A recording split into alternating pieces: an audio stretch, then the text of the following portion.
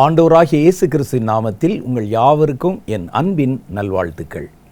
மீண்டுமாக ஒரு பிரசங்க பீடம் நிகழ்ச்சியிலே உங்கள் யாவரையும் சந்திப்பதில் கர்த்தருக்குள் நான் அதிக மகிழ்ச்சி அடைகிறேன். தேவனுடைய பிள்ளைகள் கூடிக்கொண்டு தேவனை ஆராதிப்பது, ஜெபம் பண்ணுவது, வேத வசனங்களை ஆராய்ந்து பார்ப்பது ஒரு இனிய அனுபவம். இந்த அனுபவம் ஒரு நிகழ்ச்சியோடு கூட முடிந்து விடாமல் நீங்கள் தொடர்ந்து என்ன செய்யணும், உங்கள் வீட்டில் குறிப்பாக ஒரு ஜெப நேரத்தை ஏற்படுத்தி அந்த நேரத்திலையும் இதே போல் கொஞ்சம் நேரம் கர்த்தரை மனம் விட்டு ஆராதிக்கணும். அதுக்கு பிறகு ஜெபம் பண்ணணும். குடும்பத்தில் தேசத்துக்கு ஜெபம் பண்ணுறது ஒரு பக்கம் இருக்கட்டும், சபைக்கு ஜெபம் பண்ணுறது ஒரு பக்கம் இருக்கட்டும். குடும்ப ஜெபத்தில் பிரதானமாய் உங்கள் குடும்பங்களுக்காக ஜெபம் பண்ணுங்க. உங்கள் குடும்பத்தில் இருக்கிற இப்போ நீங்கள் சந்தித்து கொண்டிருக்கிற பிரச்சனைகள், உங்களுக்கு இப்போ என்ன தேவை என்பதை குடும்ப ஜெபத்திலே வைத்து அதற்காக நீங்கள் எல்லாம் சேர்ந்து ஜெபம் பண்ணணும். உங்கள் கணவர் அல்லது உங்களுடைய மனைவி, உங்கள் பிள்ளைகள், வீட்டில் இருக்கிற வயசான பெரியவங்க எல்லாரும் உட்காந்து ஒரு 2 பாட்டு 3 பாட்டு நல்லா ஆவியில் நிறைஞ்சு பாடி அதுக்கு பிறகு ஜெபம் பண்ணணும். அப்படி ஜெபம் பண்ணும்போது கர்த்தர் அந்த ஜெபத்தை கேட்டுக்கொள்வது மாத்திரம் இல்லை, சுற்றி இருக்கிற எல்லாருமே, குடும்பத்தை சேர்ந்த எல்லாருமே குடும்பத்தினுடைய நிலைமையையும் பிரச்சனைகளையும் அவர் நன்றாக விளங்கி கொள்வார்கள். பல இடங்களில் பாருங்கள், நம்ம சொல்லுகிற ஒரு வார்த்தை கேட்டிருக்கிறோம், பிள்ளைகளுக்கு குடும்பத்தை பற்றி கவலை இல்லை, எந்த பொறுப்பும் இல்லை.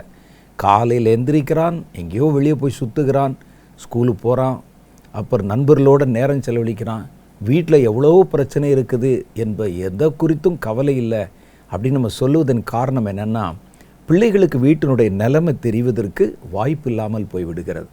அவர்கள் ஒரு நேரம் வெளியே போகிறாங்க, நீங்கள் ஒரு நேரம் வெளியே போகிறீங்க, வீட்டில் பிரச்சனையை சமாளிக்கிறீங்க, அவங்களுக்கு வீட்டில் என்ன நடக்குது என்பதை அவர்கள் அறிய முடியாமல் இருக்கிறாங்க.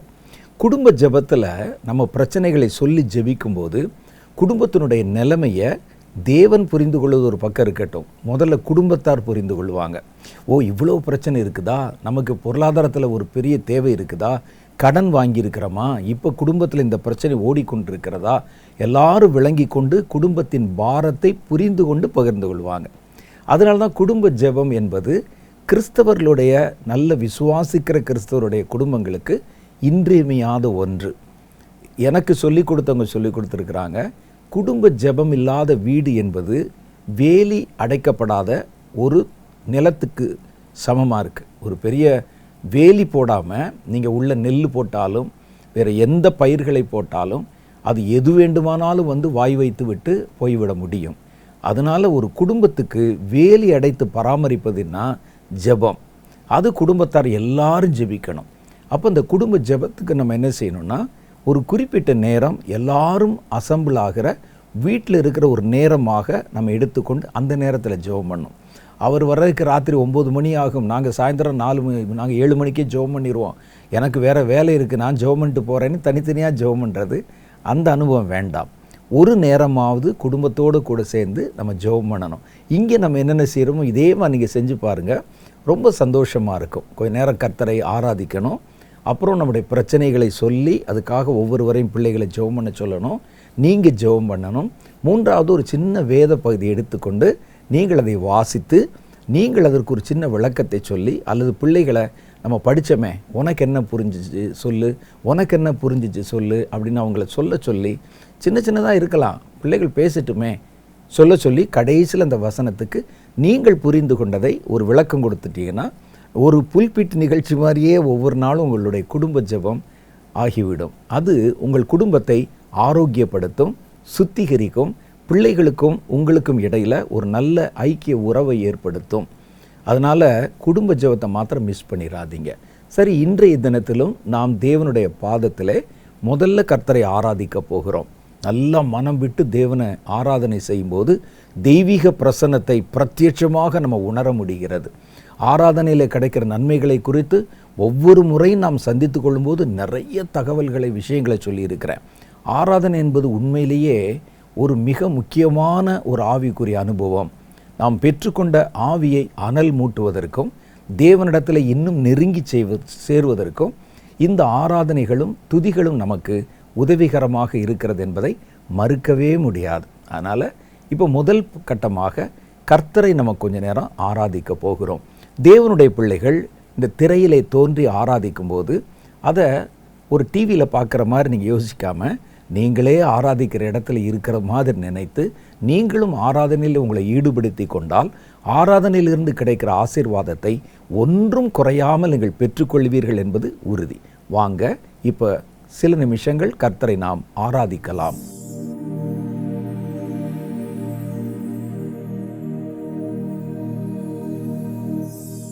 சங்கீதம் 51:1 சங்கீதக்காரன் சொல்லுகிறான், தேவனே, உமது கிருபையின்படி எனக்கு இரங்கும், உமது மிகுந்த இரக்கங்களின்படி என் மீறுதல்கள் நீங்க என்னை சுத்திகரியும். ஆண்டவரே, உங்க கிருபைதான் என்னை தாங்குகின்றது, உங்க கிருபைதான் என்னை நடத்துகின்றது, உங்க கிருபைதான் என்னை தாங்குகின்றது, உங்க கிருபைதான் என்னை நடத்துகின்றது.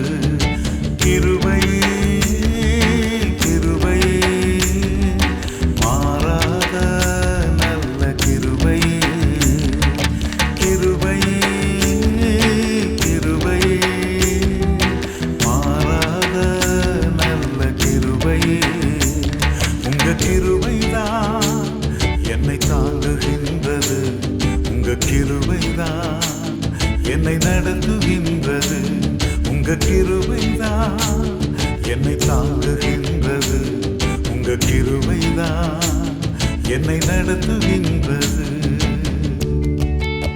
இயேசுவே, நான் உடைக்கப்பட்ட நேரத்தில் உம்மிடத்தில் நான் ஜெபித்தேன்.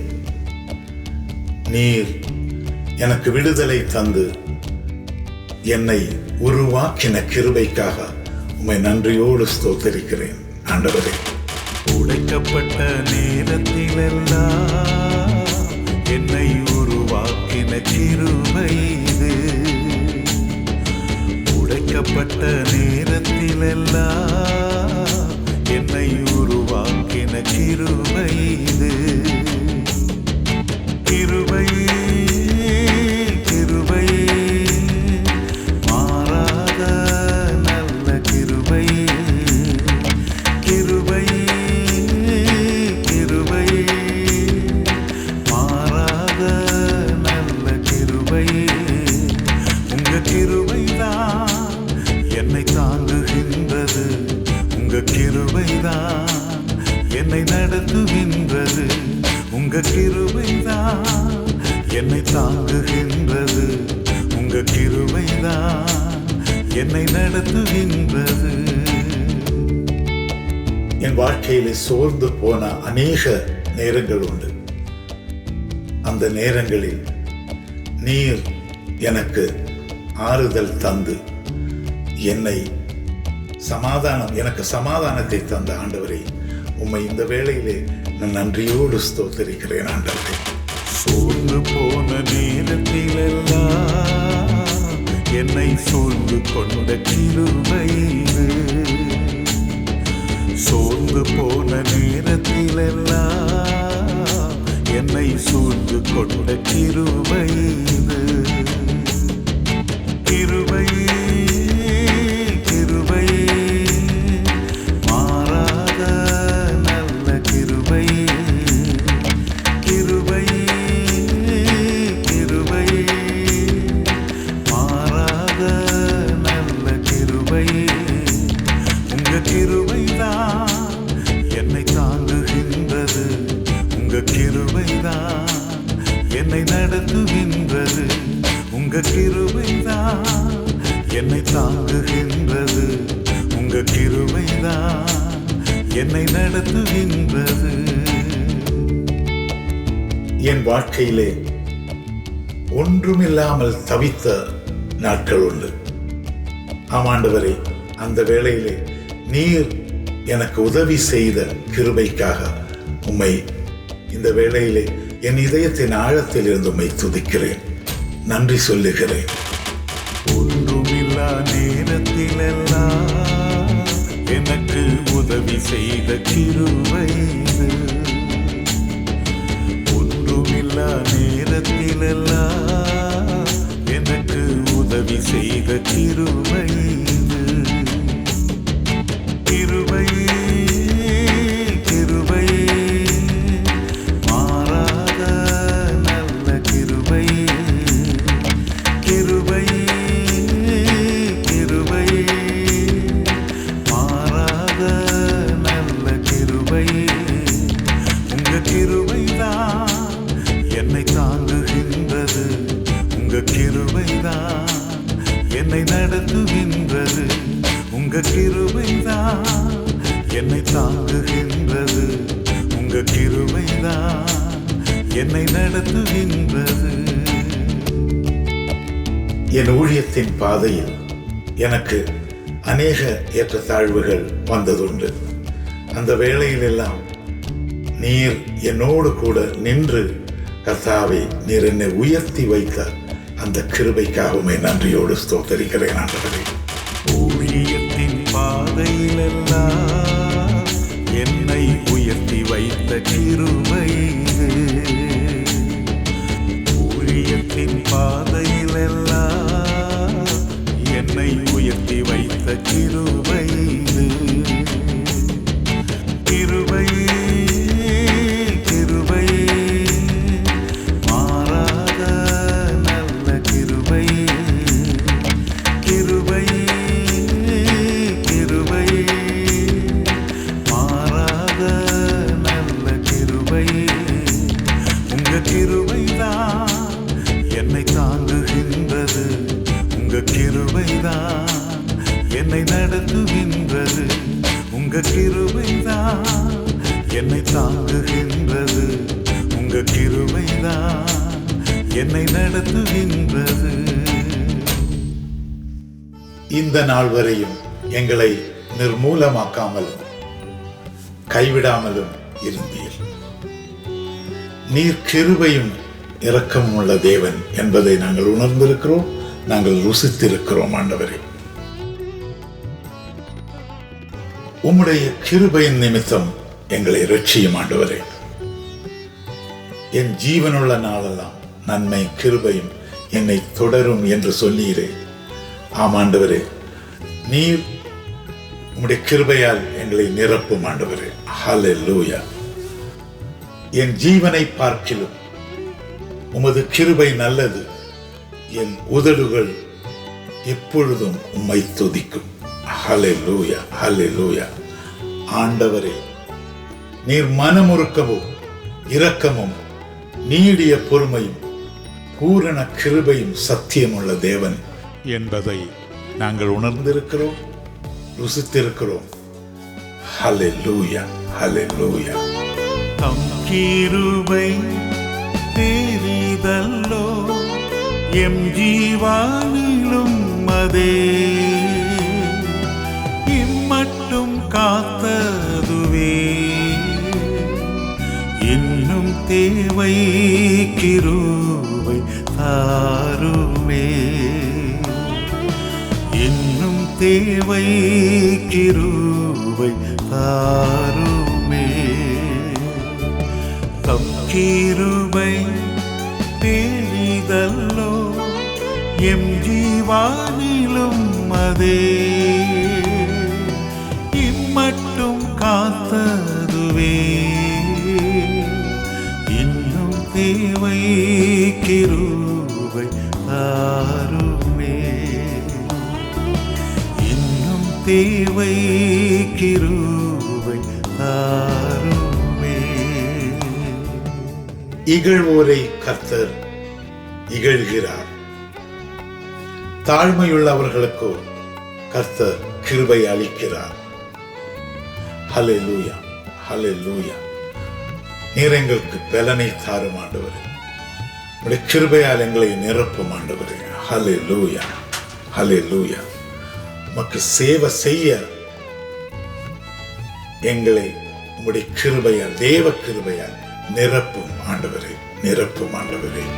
தாழ்மையுள்ளவரிடம் தங்கிடுதே கிருபை. தாழ்மையுள்ளவரிடம் மகிழுதே கிருபை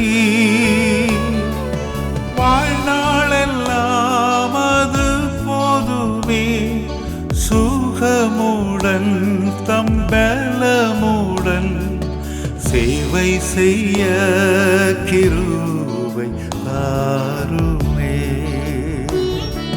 சேவை செய்ய கிருபை தாருமே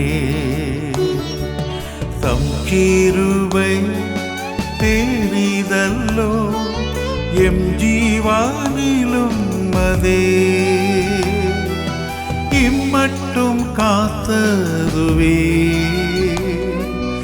இன்னும் தேவை கிருபை தாருமே இன்னும் தேவை கிருபை தாருமே. காலையிலே உம் கிருபை புதிதாயிருக்கும் என்று சொன்னீரே, உம்முடைய புது கிருபையால் எங்களை நிரப்பும் ஆண்டவரே. ஹல்லேலூயா. பலவீனப்பட்டுக் கொண்டிருக்கிற எங்கள் மேல் உம்முடைய ஆணிபாய்ந்த கரங்களால் தொட்டு எங்களுக்கு நல்ல பலனையும் ஆரோக்கியத்தை தருவீராக ஆண்டவரே. ஹல்லேலூயா. தினம் அதிகாலையில் தேடும் புது கிருபை தினம் அதிகாலையில் தேடும் புது கிருபை மனம் தளர்ந்த நேரத்திலும் பலவீன சரீரத்திலும் போதுமே உம் கிருபை தாருமே போதுமே உம் கிருபை தாருமே தம் கிருபை பெரிதல்லோ எம் ஜீவானிலும் அதே இம்மட்டும் காத்ததுவே இன்னும் தேவை கிருபை தாருமே இன்னும் தேவை கிருபை தாருமே. நாங்கள் ஆத்ம பாரத்தோடு கண்ணீரோடு உம் பாதத்தில் வந்திருக்கிறோம், ஜெபிக்கிறோம். ஹல்லேலூயா. எங்களை நீர் ஆசீர்வதியும். எங்களுக்கு நீர் ஜெபாவியால் நிரப்பும் ஆண்டவரே. ஹல்லேலூயா. ஹல்லேலூயா. ஸ்தோத்திர ஜபத்தினா பெருகுதி கிருபை ஸ்தோத்திர ஜபத்தினா பெருகுதி கிருபை ஆத்துமபாரம் கண்ணீரோடே சோர்வின்றி நானும் வேண்டிடவே ஜபவரம் கிருபை தாருமே ஜபவரம் கிருபை தாருமே தம் கிருபை பெரிதல்லோ எம் ஜீவானிலும் அதே இம்மட்டும் காத்ததுவே இன்னும் தேவை கிருபை தாருமே இன்னும் தேவை கிருபை தாருமே இன்னும் தேவை கிருபை தாருமே. தேவாவியே, பரிசுத்தாவியே, தூயாவியே இறங்கும் ஆண்டவர். எங்கள் உள்ளத்தில் வாரும் ஆண்டவர். உமக்காக எங்கள் உள்ளங்களை நாங்கள் திறந்து கொடுத்திருக்கிறோம் ஆண்டவரே. நீர் எங்கள் உள்ளத்தில் வாரும், எங்கள் உள்ளத்தில் வாசம் பண்ணும் ஆண்டவரே. ஹல்லேலூயா. ஹல்லேலூயா. சத்தியாவியே, நித்திய ஆவியே, ஞானத்தின் ஆவியே, நியாயத்தின் ஆவியே, கிருபையின் ஆவியே, கருணையின் ஆவியே, ஆறுதலின் ஆவியே, தேற்றுதலின் ஆவியே, வாரும், எங்கள் உள்ளத்தில் வாரும், எங்களோடு கூட வாசம் பண்ணும். ஹல்லேலூயா, ஹல்லேலூயா. ஆவியே, தேவாவியே, பரிசுத்த ஆவியே, ஆவியே, துயாவியே, அசைவாடும் ஆவியே, ஆவியே, தேவாவியே, பரிசுத்த ஆவியே, ஆவியே, துயாவியே, அசைவாடும் ஆவியே, வாரும் வாரும் இறங்கி வாருமே, நிரப்பும் நிரப்பும் அபிஷேகத்தால் நிரப்பும், வாரும் வாரும் இறங்கி வாருமே, நிரப்பும் நிரப்பும் அபிஷேகத்தால் நிரப்பும், ஆவியே, தேவாவியே, பரிசுத்த ஆவியே, ஆவியே, துயாவியே, அசைவாடும் ஆவியே, சத்தியாவியே, நித்தியாவியே, சத்தியாவியே,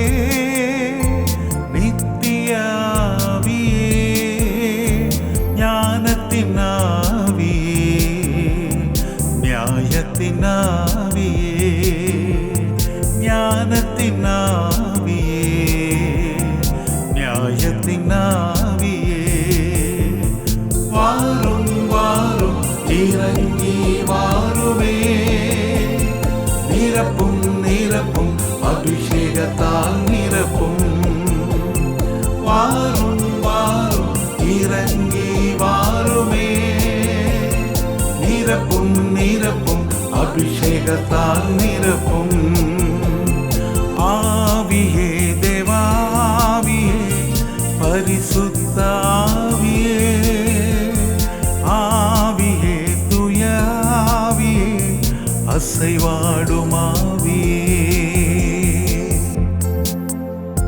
கிருபையின் ஆவியே, கருணையின் ஆவியே, கிருபையின் ஆவியே, கருணையின் ஆவியே, ஆறுதலின் ஆவியே, தேற்றுதலின் ஆவியே, ஆறுதலின் ஆவியே, தேற்றுதலின் ஆவியே, வாரும் வாரும் இறங்கி வாருமே, நிரப்பும் நிரப்பும் அபிஷேகத்தால் நிரப்பும், வாரும் வாரும் இறங்கி வாருமே, நிரப்பும் நிரப்பும் அபிஷேகத்தால் நிரப்பும், ஆவியே, தேவாவியே, பரிசுத்த ஆவியே, ஆவியே, துயாவியே, அசைவாடும் ஆவியே, பலனுள்ள ஆவியே, உண்மையுள்ள ஆவியே, பலனுள்ள ஆவியே, உண்மையுள்ள ஆவியே, வல்லமையின் ஆவியே, உயிர்ப்பிக்கும் ஆவியே, வல்லமையின் ஆவியே, உயிர்ப்பிக்கும் ஆவியே, வாரும் வாரும் இறங்கி வாருமே, நிரப்பும் நிரப்பும் அபிஷேகத்தால் நிரப்பும், வாரும் வாரும் இறங்கி வாருமே, நிரப்பும் நிரப்பும் அபிஷேகத்தால் நிரப்பும், ஆவியே, தேவாவியே, பரிசுத்த ஆவியே, ஆவியே, துயாவியே, அசைவாடும் ஆவியே, வாரும் வாரும் இறங்கி வாருமே, அபிஷேகத்தால் நிரப்பும். வாரும் வாரும் இறங்கி வாருமே, நிரப்பும் நிரப்பும் அபிஷேகத்தால் நிரப்பும். வாரும் வாரும் இறங்கி வாருமே, நிரப்பும் நிரப்பும் அபிஷேகத்தால் நிரப்பும். வாரும் வாரும் இறங்கி வாருமே, நிரப்பும் நிரப்பும் அபிஷேகத்தால் நிரப்பும். வாரும் வாரும் இறங்கி வாருமே, நிரப்பும் நிரப்பும் அபிஷேகத்தால் நிரப்பும். வாரும் வாரும் இறங்கி வாருமே, நிரப்பும் நிரப்பும் அபிஷேகத்தால் நிரப்பும். வாரும் வாரும் இறங்கி வாருமே, நிரப்பும் நிரப்பும் அபிஷேகத்தால் நிரப்பும். வாரும் வாரும் இறங்கி வாருமே, நிரப்பும் நிரப்பும் அபிஷேகத்தால் நிரப்பும். நல்ல ஒரு ஆராதனை நேரத்தை நமக்கு கர்த்தர் கட்டளையிட்டார். ஆராதனையில் பல விஷயங்களை நம்ம இதுவரைக்கும் தியானித்திருக்கிறோம். ஆராதனை ஒரு சுத்திகரிப்பை தருகிறது, தேவனோடு நெருங்கின ஒரு ஐக்கியத்தை தருகிறது, ஆவியிலே உற்சாகத்தை வல்லமையை பெருக பண்ணுகிறது. இதை தவிர வேறொரு பெரிய காரியம் இருக்குது. ஆராதனை செய்தால் பிசாசுகள் நெருங்காதபடிக்கு அவைகள் விரட்டி அடிக்கப்படுகின்றன. தாவீது போய் ஜெபமெல்லாம் பண்ணலை, அவர் நேர்த்தியாக இசைக்கருவிகளை வாசிக்கக்கூடியவர். 1 சாமுவேல் 16 படிக்கிறோம். அவர் வாத்திய கருவி எடுத்து தேவனை துதித்து பாடின உடனே சவுலுக்குள் இருந்த பொல்லாத ஆவி பயப்பட்டு டிஸ்டர்ப் ஆகி அவனை கீழே அலக்களித்து தள்ளி வெளியே ஓடிவிட்டது. அதுக்கு பிறகு பார்த்திங்கன்னா தாவீதை ஆராதிக்காமலே தாவீதை பார்த்தாலே ஓடிவிடும். அப்போ ஆராதிக்கிறவர்களை பார்த்தாலும் சாத்தானுக்கு பயம், ஆராதனைகளை பார்த்தால் அதை விட பயம். அதனால் ஆராதனையை உங்கள் வாழ்க்கையில் மிஸ் பண்ணாதீங்க. இப்போ நம்ம பெற்றுக்கொண்ட அந்த ஆராதனையின் அபிஷேகத்தோட தேவன் நமக்கு வெளிப்படுத்தி சொன்ன சில முக்கியமான காரியங்களுக்கு ஜெபம் பண்ண போகிறோம்.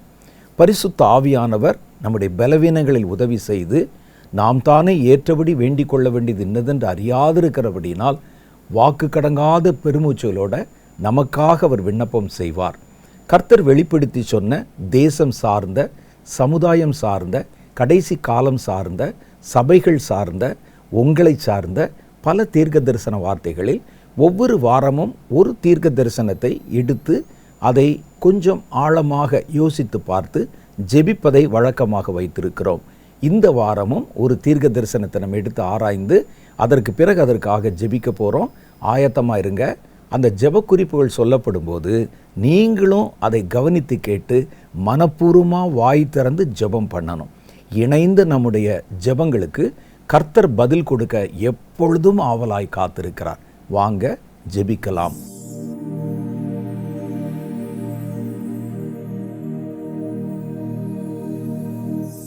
Praise the Lord. இன்னைக்கும் நம்ம தேவனுடைய பாதத்துல மன்றாடி ஜெபிக்க போற ஒரு காரியம், தேசத்துல நடைபெற்று வருகிற யுத்தங்கள் தடுக்கப்படணுங்கிறதுக்காகத்தான் பாரத்தோடு ஜெபிக்கணும். இந்த ஆண்டு துவங்கினதிலிருந்து பார்த்தோம் அப்படின்னு சொன்னா உலகம் முழுவதுமாக அடுத்தடுத்ததான பிரச்சனைகளும் யுத்தங்களும் நடந்து கொண்டே வர்றதை நம்மளால பார்க்க முடியும். ஏற்கனவே ரஷ்யா உக்ரைனுக்கு இடையினால இந்த யுத்தம் முடிவுக்கு வராத நிலைமையில அதிகமான பொருளாதார நெருக்கடியை சந்தித்து கொண்டே வருகிறத நம்ம பார்க்கிறோம். இப்போ அமெரிக்கா வெனிசுலாவின் மேல என்ன செய்யறாங்க அப்படின்னு சொன்னா போதை கடத்தல் அப்படின்னு சொல்லி கைது செய்து அந்த அதிபரை கைது செய்து வெனிசுலாவுடைய தற்காலிக அதிபராக அமெரிக்க அதிபர் தன்னை பிரகடனப்படுத்தி அந்த தேசத்துல இருக்கிற எண்ணெய் வளங்களை கைப்பற்றி இருக்கிறார் அப்படிங்கிற செய்திகளை நம்ம கேள்விப்பட்டோம். இதற்கு அடுத்ததாக கிரீன்லாந்து, கியூபா, கொலம்பியா, பிரேசில் போன்ற நாடுகளையும் தன்னுடைய அதிகாரத்தை பயன்படுத்தி தன் தேசத்தோடு சேர்த்து கொள்ளணும் அப்படின்னு சொல்லி அறிவிப்பு வெளியிட்டு இருக்கிறாங்க. இப்போ இருக்கிற சிச்சுவேஷன்ல பார்த்தோம் அப்படின்னு சொன்னா ஈரான்ல உள்நாட்டு கலவரம் அதிகமாகி கொண்டே போகிறதா நம்மளால பார்க்க முடியும். பாதுகாப்பு படையிறனால கிட்டத்தட்ட 3428க்கும் அதிகமான நபர்கள் பலியாகி இருக்கிறாங்க. இதுல 10,000 பேர் கைது செய்யப்பட்டிருக்கிறாங்க. இந்த நிலைமையில 75 நாடுகளுக்கும் மேலாக அமெரிக்கா விசா நிறுத்தம் நடவடிக்கையில முக்கிய முடிவெடுத்து அறிவிப்பு வெளியிட்டு நிறைய பேர் பாதிக்கப்பட்டு வருகிறதையும் நம்ம பார்க்கிறோம். ஈரானோட வர்த்தகம் உலக நாடுகளுக்கு அமெரிக்க தேசம் 25% வரி விதிக்கும் அப்படின்னு சொல்லி அதிரடியாக பகிரங்கமான ஒரு எச்சரிக்கையை வெளியிட்டு இருக்கிறாங்க. ஈரான் மீது பொருளாதார தடை முன்னாலேயே இருந்தா கூட இந்த புதிய உத்தரவு என்ன செய்யும் அப்படின்னா கடுமையான பாதிப்புகளை தேசத்துல கண்டிப்பாக ஏற்படுத்தும். இது எதற்காக அப்படின்னு சொல்லி பார்த்தா ஈரானை முழுவதுமாக பொருளாதார ரீதியில முடக்குவதுதான் இதனுடைய உள்ளான நோக்கமாக இருக்கு. இதுதான் இந்த திட்டம் அப்படின்னு சொல்லி தெரியுது. இதுல வடகொரிய அதிபர் சொல்லியிருக்கிறாரு, கடந்த நாட்கள்ல நாங்க 3ஆம் உலக போருக்கு தயார் அப்படின்னு சொல்லி அவர் ஒரு அறிக்கையும் வெளியிட்டிருக்கிறாரு. இதையெல்லாம் ஒன்றன் பின் ஒன்றாக பார்க்கிற நமக்கு என்ன ஒண்ணு தெளிவா தெரியுது அப்படின்னு சொன்னா, கடைசி காலத்தின் பயங்கரங்களுக்கு மத்தியில தான் நம்ம இந்த நாள்ல வாழ்ந்து கொண்டு இருக்கிறோம். அதனால இதற்காக நம்ம பாரத்தோடு ஜெபிக்க வேண்டியது அவசியம் அப்படிங்கிற ஜெபத்தின் முக்கியத்துவத்தை நம்மால புரிந்து கொள்ள முடியுது. தேவ ஜனங்களின் பார்வை சற்றே வித்தியாசமானது. எல்லா சூழ்நிலையிலும் மக்கள் ஒவ்வொரு விதமாக இந்த சூழ்நிலையை பார்த்தா கூட தேவ மனிதர்களுடைய பார்வை வித்தியாசமானதாக தான் எப்பவுமே இருக்கும். கால நிகழ்வுகளையும் அதனுடைய பயங்கரங்களையும் பார்க்கும்போது ஒவ்வொரு சம்பவங்களையுமே வேத வசனங்களோட நம்ம ஒப்பிட்டு பார்க்கிறவர்களாக இருக்கணும். நம்ம மிகுந்த கவனத்தோட செயல்பட வேண்டிய காலம் இதுவாக இருக்கு. கடைசி காலத்தோட முக்கியமான அடையாளமே என்ன அப்படின்னு பார்த்தா வதந்திகளை நம்ப பண்ணுவதுதான். அதாவது அந்தி கிறிஸ்துவின் வஞ்சகம் இந்த நாட்கள்ல பெருகி வருகிற காலம். வஞ்சகம் அப்படின்னா என்ன அப்படின்னு பார்த்தா நன்மையை போல தோற்றம் அளிக்கிற தீமை. பார்க்கறதுக்கு ரொம்ப நல்லது மாதிரி இருக்கும், ஆனா அதை உற்று கூர்ந்து கவனித்தா மட்டும்தான் தெரியும் அது நன்மை அல்ல தீமை அப்படின்னு சொல்லி. அப்ப அதன் மேல ஒரு சுகர் கோட் மாதிரி பண்ணி பார்ப்பதற்கு ரொம்ப நல்லா இருக்கும், ஆனா அதற்குள்ளாக தீமை மறைத்து வைக்கப்பட்டிருக்கிறது அப்படிங்கிறது தான் வஞ்சகம்னு சொல்லுவோம். தேசங்களை யுத்தங்கள் மூலமாக பிடித்து ஒரு கொடையின் கீழே கொண்டு வந்து ராஜ்யங்களையும் ஜனங்களையும் தன் வசப்படுத்தி கொண்டு தனக்கு கீழாக பணி செய்கிற தன்னுடைய பணியாட்கள், அதாவது அந்தி கிறிஸ்துவுக்கு கீழாக பணி செய்கிற அந்தி கிறிஸ்துக்கள் அப்படின்னு ஒரு கேட்டகரி இருக்கு. நமக்கு எல்லாருக்குமே கடந்த நாட்கள்ல ஐயா செய்திகள்ல சொல்லி இருக்கிறாங்க. அந்தி கிறிஸ்து அப்படின்னு இருந்தா அவனுக்கு கீழே பணி செய்கிறவர்களுக்கு பேரு அந்தி கிறிஸ்துக்கள் அப்படின்னு சொல்றாங்க.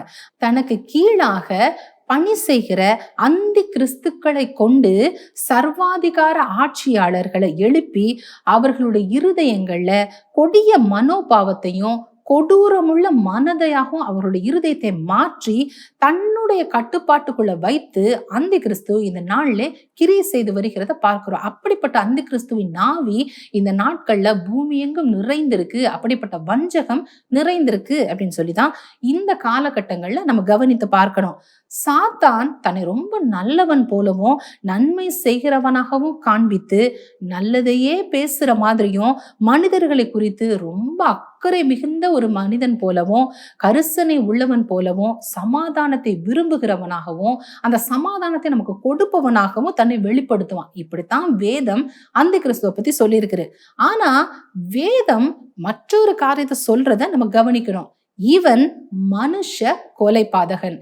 எப்படி பார்த்தாலுமே சாத்தான் நல்லது செய்யறது மாதிரி தான் வரலாமே தவிர நல்லவனாக இருக்கவே முடியாது. காரணம் அவன் மனுஷ கொலைபாதகனாக இருக்கிறான். எல்லாரும் அவனை நல்லவன் அப்படின்னு சொல்லி நம்பி ஏமாந்து போறாங்க.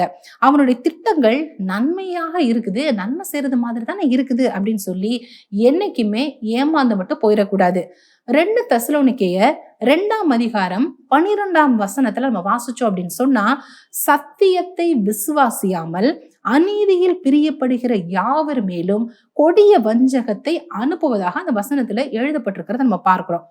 இந்த கொடிய வஞ்சகம் அப்படிங்கிறது எல்லாருக்குள்ளும் அனுப்பப்படுமான்னு பார்த்தா அதுதான் இல்லை. நல்லா அந்த வசனத்துல நீங்க கூர்ந்து வாசிச்சு பாருங்க. சத்தியத்தை விசுவாசியாமல் அநீதியில் பிரியப்படுகிற யாவர் மேலும். அப்ப யாரெல்லாம் சத்தியம் அப்படின்னா வேத வசனம் இல்லையா, அதை புறந்தள்ளி அதை விசுவாசிக்காம இருக்கிற மக்கள், அவங்க மேலதான் இந்த வஞ்சகம் வரும். அப்படிப்பட்ட ஜனங்கள் தான் இந்த வஞ்சகத்துல இழுக்கப்பட்டு அதுல நம்பி ஏமாந்து போவார்கள் அப்படிங்கிறத இதுல இருந்து நம்மால தெரிந்து கொள்ள முடியுது. அவங்கதான் இந்த வஞ்சகத்தை பின்பற்றுவாங்களாம். ஒரு வஞ்சகமான காரியம் இந்த கடைசி நாட்களுக்குள்ள மக்களின் நடுவே பரப்பப்படுகிற பொழுது ஜனங்கள் கொஞ்சமும் யோசிக்காம அதை தீவிரமாக நம்ப ஆரம்பிப்பாங்க. இந்த தீமை ஆவிக்குரிய காரியங்களிலும் வருது, அரசியல்லையும் வரப்போகுது. ஜனங்களுடைய கண்களை குருட்டாட்டம் பிடிக்க செய்கிற அந்தி கிறிஸ்துவின் கொடிய வஞ்சகமான அலை தீவிரித்து வருகிற காலம் இதுதான். அப்படிப்பட்ட காலம் வந்திருக்கிறது. அப்படிங்கிறதுனால நாம ரொம்ப கவனமாகவும் எச்சரிக்கையாகவும் இருக்க வேண்டியது அவசியம். சொல்லப்படுகிற எல்லாவற்றையும் நம்பிடக்கூடாது. அதே போல கேட்கப்படுகிற எல்லாவற்றையும் நம்ம அப்படியே ஏற்றுக்கொள்ளவும் கூடாது. என்ன சொல்லப்பட்டாலும் பரவாயில்ல, அது எல்லாத்தையும் வேத வசனங்களோடு ஒப்பிட்டு பார்க்க பழகணும். ஏன்னா கர்த்தருடைய வசனங்களோடு ஒப்பிட்டு பார்க்கிற பொழுதுதான் அது மட்டும்தான் நம்ம சரியான பாதைகள்ல வழி நடத்தும். அதனால எல்லாவற்றையும் நம்ம ஆராய்ந்து பார்த்து தேவனுடைய ஆலோசனைகளை பெற்று தேவனுடைய வழி நடத்துதலோடு இந்த கடைசி காலத்துல கர்த்தருடைய கரங்களை பிடித்து கொண்டு வாழ பழகணும். அப்ப இந்த கடைசி நாட்கள்ல அந்தி கிறிஸ்துவனுடைய நோக்கம் வேறு விதமாக இருக்கிறதுனால இந்த யுத்தம் அப்படிங்கறத தன்னுடைய கையில எடுத்து அநேக ஜனங்களை தனக்கு கீழாக கொண்டு வரணும்னு சொல்லிதான் போராடுறான். இப்படிப்பட்ட காரியங்கள் கட்டப்படணும், முறியடிக்கப்படணுங்கிறதுக்காக வைராக்கியமாக ஜெபிக்கலாம் வாங்க. முதலாவதாக நம்ம ஜெபிக்க போற காரியம் எதற்காக அப்படின்னு சொன்னா, இந்த யுத்தங்களால அநேக மனித மரணங்கள் கூட்டம் கூட்டமாக நடைபெற்று கொண்டு வருகிறத நம்ம பார்க்கிறோம். சமாதானம் இல்லாத பதட்ட நிலை நம்முடைய தேசத்துல நிலவி வருது. தேவன் தான் நம்முடைய தேசத்துல சமாதானத்தை தரணும் அப்படிங்கிறதுக்காகவும் பொருளாதார பாதிப்புகளினால நிறைய நெருக்கடிகளை நம்ம சந்திக்க வேண்டியது இருக்கு. அதே போல நம்முடைய மனிதர்களுடைய வாழ்வாதாரமும் பாதிக்கப்பட்டு அடுத்த வேளை என்ன செய்வது அப்படின்னு தெரியாம ஸ்தம்பிக்கப்படுகிற நிலைமை வருகிறதுனால இந்த யுத்தங்களை தேவனாய் கர்த்தர் ஓய பண்ணணும். கர்த்தர் தான் இதுல தலையிட்டு நல்ல ஒரு தீர்வை கொடுக்கணும் அப்படிங்கிறதுக்காக இணைந்து ஜெபிப்போம். உன்னதமான தேவனையும் நாங்க ஸ்தோத்தரிக்கிற ஆண்டவரே, அப்பா இதோ கடைசி நாட்களில் யுத்தங்களையும் யுத்தங்களின் செய்திகளையும் கேள்விப்படுவீர்கள் என்ற வேத வசனத்தின்படியாக ஆண்டவரே, அப்பா இந்த நாட்கள்ல தேசங்களுக்கு நடுவாக அநேக யுத்தங்களின் செய்திகளை நாங்க கேள்விப்படுகிறோம் ஆண்டவரே. அப்பா இந்த யுத்தங்கள் நிமித்தமாக அப்பாவி பொது ஜனங்கள் மத்தியில் ஆண்டவரே திரளான கூட்டமான மரணங்கள் நேரிடுகிறத பார்க்கிறோம் ஏசப்பா. ஆண்டவரே தங்களுக்கு அன்பானவர்களை இழந்து தவிக்கிற அநேகர் ஆண்டவரே, அப்பா இடிபாடுகளுக்கு நடுவாக தன்னுடைய தகப்பனையும் தாயும் கண்ணீரோடு தேடுகிற குழந்தைகள் ஆண்டவரே, அப்பா தங்களுடைய குழந்தைகளையும் பெற்றோரையும் தேடுகிற குடும்பத்தார் ஆண்டவரே, அப்பா இந்த நிலைமை எல்லாம் மாற வேண்டுமாய் நாங்க ஜெபிக்கிறோம் ஆண்டவரே. அப்பா இப்படிப்பட்ட சூழ்நிலைகளுக்கு மத்தியில ஜீவன் தப்பினால் ஆண்டவரே, யுத்தத்தின் நிமித்தமாக தேசத்தில் உண்டான பொருளாதார சீர்குலைவின் நிமித்தமாக ஒருவேளை சாப்பாட்டுக்கு வழி இல்லாம நடுத்தெருவுல கையேந்தி திருகிற அவல நிலைகளை பார்க்கிறோமே ஆண்டவரே. இந்த நிலைமையெல்லாம் மாற வேண்டுமாய் நாங்க ஜெபிக்கிறோம் ஆண்டவரே.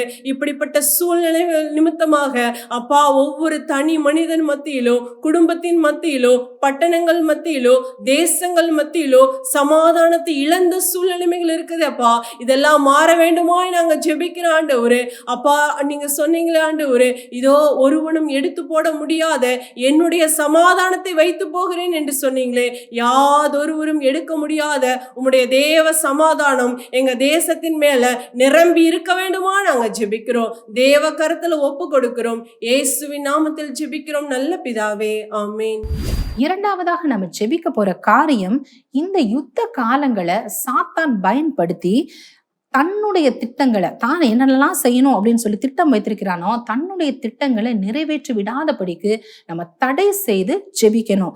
தேவன் வாக்கு பண்ணின எழுப்புதல் நம்முடைய தேசத்துல தடையில்லாமல் நிறைவேறணும் அப்படிங்கிறதற்காகவும் சாத்தானுக்கு எதிராக பட்டயத்தை உருவுகிற திரளான ஜனங்கள் இந்த நாள்ல எழுப்பப்படணும் அப்படிங்கிறதுக்காகவும் தேவ சேனை எழும்பி இந்த தேசத்துல நடக்கிற எல்லா தீமைகளுக்கும் எதிராக போராடி ஜெபிக்கணுங்கிறதுக்காகவும் அநேக ஜனங்களும் திருச்சபைகளும் தன்னுடைய உத்தரவாதத்தை உணர்ந்தவர்களாக திறப்பிலே நின்று ஜெபிக்கிறவர்களாய் மாறணுங்கிறதுக்காக ஜெபிப்போம்.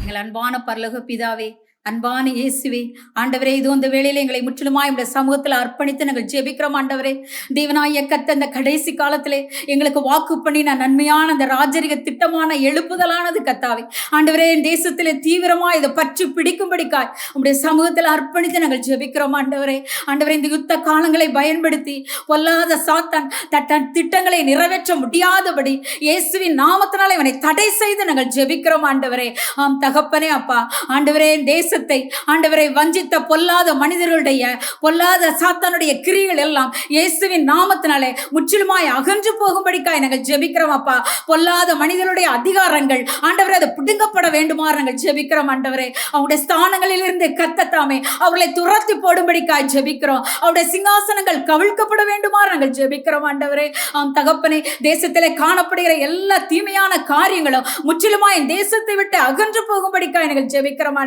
ஆண்டவரே, தேசமானது கர்த்தாவே அப்பா நன்மையானதை சுதந்திரித்துக் கொள்ள தேவனாகிய கர்த்தர் தாமே சபைகள் எழும்பட்டும். அப்பா, ஆண்டவரே, ஜெபத்தினால் சபைகள் மூடப்படட்டும் சுவாமி. ஆம் தகப்பனே, அப்பா, ஆண்டவரே, அப்பா, சாத்தானுக்கு விரோதமாய் ஆண்டவரே பட்டயத்தை உருவுகிறவர்கள், சாத்தானுக்கு விரோதமாய் யுத்தம் செய்கிறவர்கள், ஆண்டவரே, திரளாய் எழும்பி திறப்பிலே நிற்கிறவர்களும் திரளாய் எழும்பி ஆண்டவரே ஜெபத்தினாலே தேசத்தை நிரப்பத்தக்க வண்ணமாய் கர்த்தர் அனுகிரகம் பாராட்டும்படிக்காய் உம்முடைய கரத்துல ஒப்பு கொடுத்து நாங்கள் ஜெபிக்கிறோம். கர்த்தர் பெரிய காரியங்களை செய்யுங்க, ஆசீர்வதிங்க. இயேசுவின் நாமத்தினாலே ஜெபிக்கிறோம் எங்கள் ஜெபங்களும் தூய பிதாவே, ஆமென். நல்ல ஒரு ஜெப நேரத்தை கர்த்தர் நமக்கு கொடுத்தார். ஜெபிக்கும் போது நமக்கு நம்முடைய ஜெபத்தை கர்த்தர் கவனித்து விட்டார், கேட்டு விட்டார் என்ற ஒரு நம்பிக்கை வரும். அதுக்கு பேர் ஆவியின் சாட்சின்னு சொல்லுவாங்க. ஒரு ஜெபத்தை நீங்கள் பண்ணும்போது அந்த ஜெபம் பரலோகத்துக்கு போயிருச்சு அல்லது ஜெபத்தை கர்த்தர் ஏற்றுக்கொண்டு விட்டார் என்றால் உங்கள் ஆவியிலேயே ஒரு சாட்டிஸ்ஃபேக்ஷன் தெரியும், ஒரு சந்தோஷம் தெரியும். அந்த சாட்டிஸ்ஃபேக்ஷன் வருகிற வரைக்கும் நீங்கள் தொடர்ந்து ஜெபம் பண்ணணும். அந்த கர்த்தர் நம்முடைய ஜெபத்திற்கு செவி கொடுத்து விட்டார் என்ற உடனே நமக்குள்ளே ஒரு நம்பிக்கை வருகிறது பாருங்கள். அதுக்கு பேர் தான் ஆவியின் சாட்சின்னு சொல்கிறோம். அன்னாள் தன் இருதயத்தை ஊற்றி ஜெபித்தாள். அந்த அம்மாவுக்கு நல்லா தெரிஞ்சிருச்சு, என் ஜெபத்தை கர்த்தர் கேட்டுட்டாரு. அதற்கு பிறகு அவள் துக்கமுகமாய் இருக்கவில்லை என்று 1 சாமுவேல் புஸ்தகத்தில் சொல்லப்பட்டிருக்கு. அது மாதிரி இன்றைக்கி நம்ம ஜெபித்த ஜெபத்தையும் கர்த்தர் கேட்டு விட்டார் என்ற பரிபூர்ணமான நம்பிக்கையும் விசுவாசம் நமக்குள்ளே உண்டாயிருக்கிறது. கர்த்தர் நிச்சயமாகவே நம்முடைய ஜெபங்களுக்கு பதில் கொடுத்து சீக்கிரமே தேசத்திலே நன்மைகளை பார்க்க நமக்கு உதவி செய்வார்.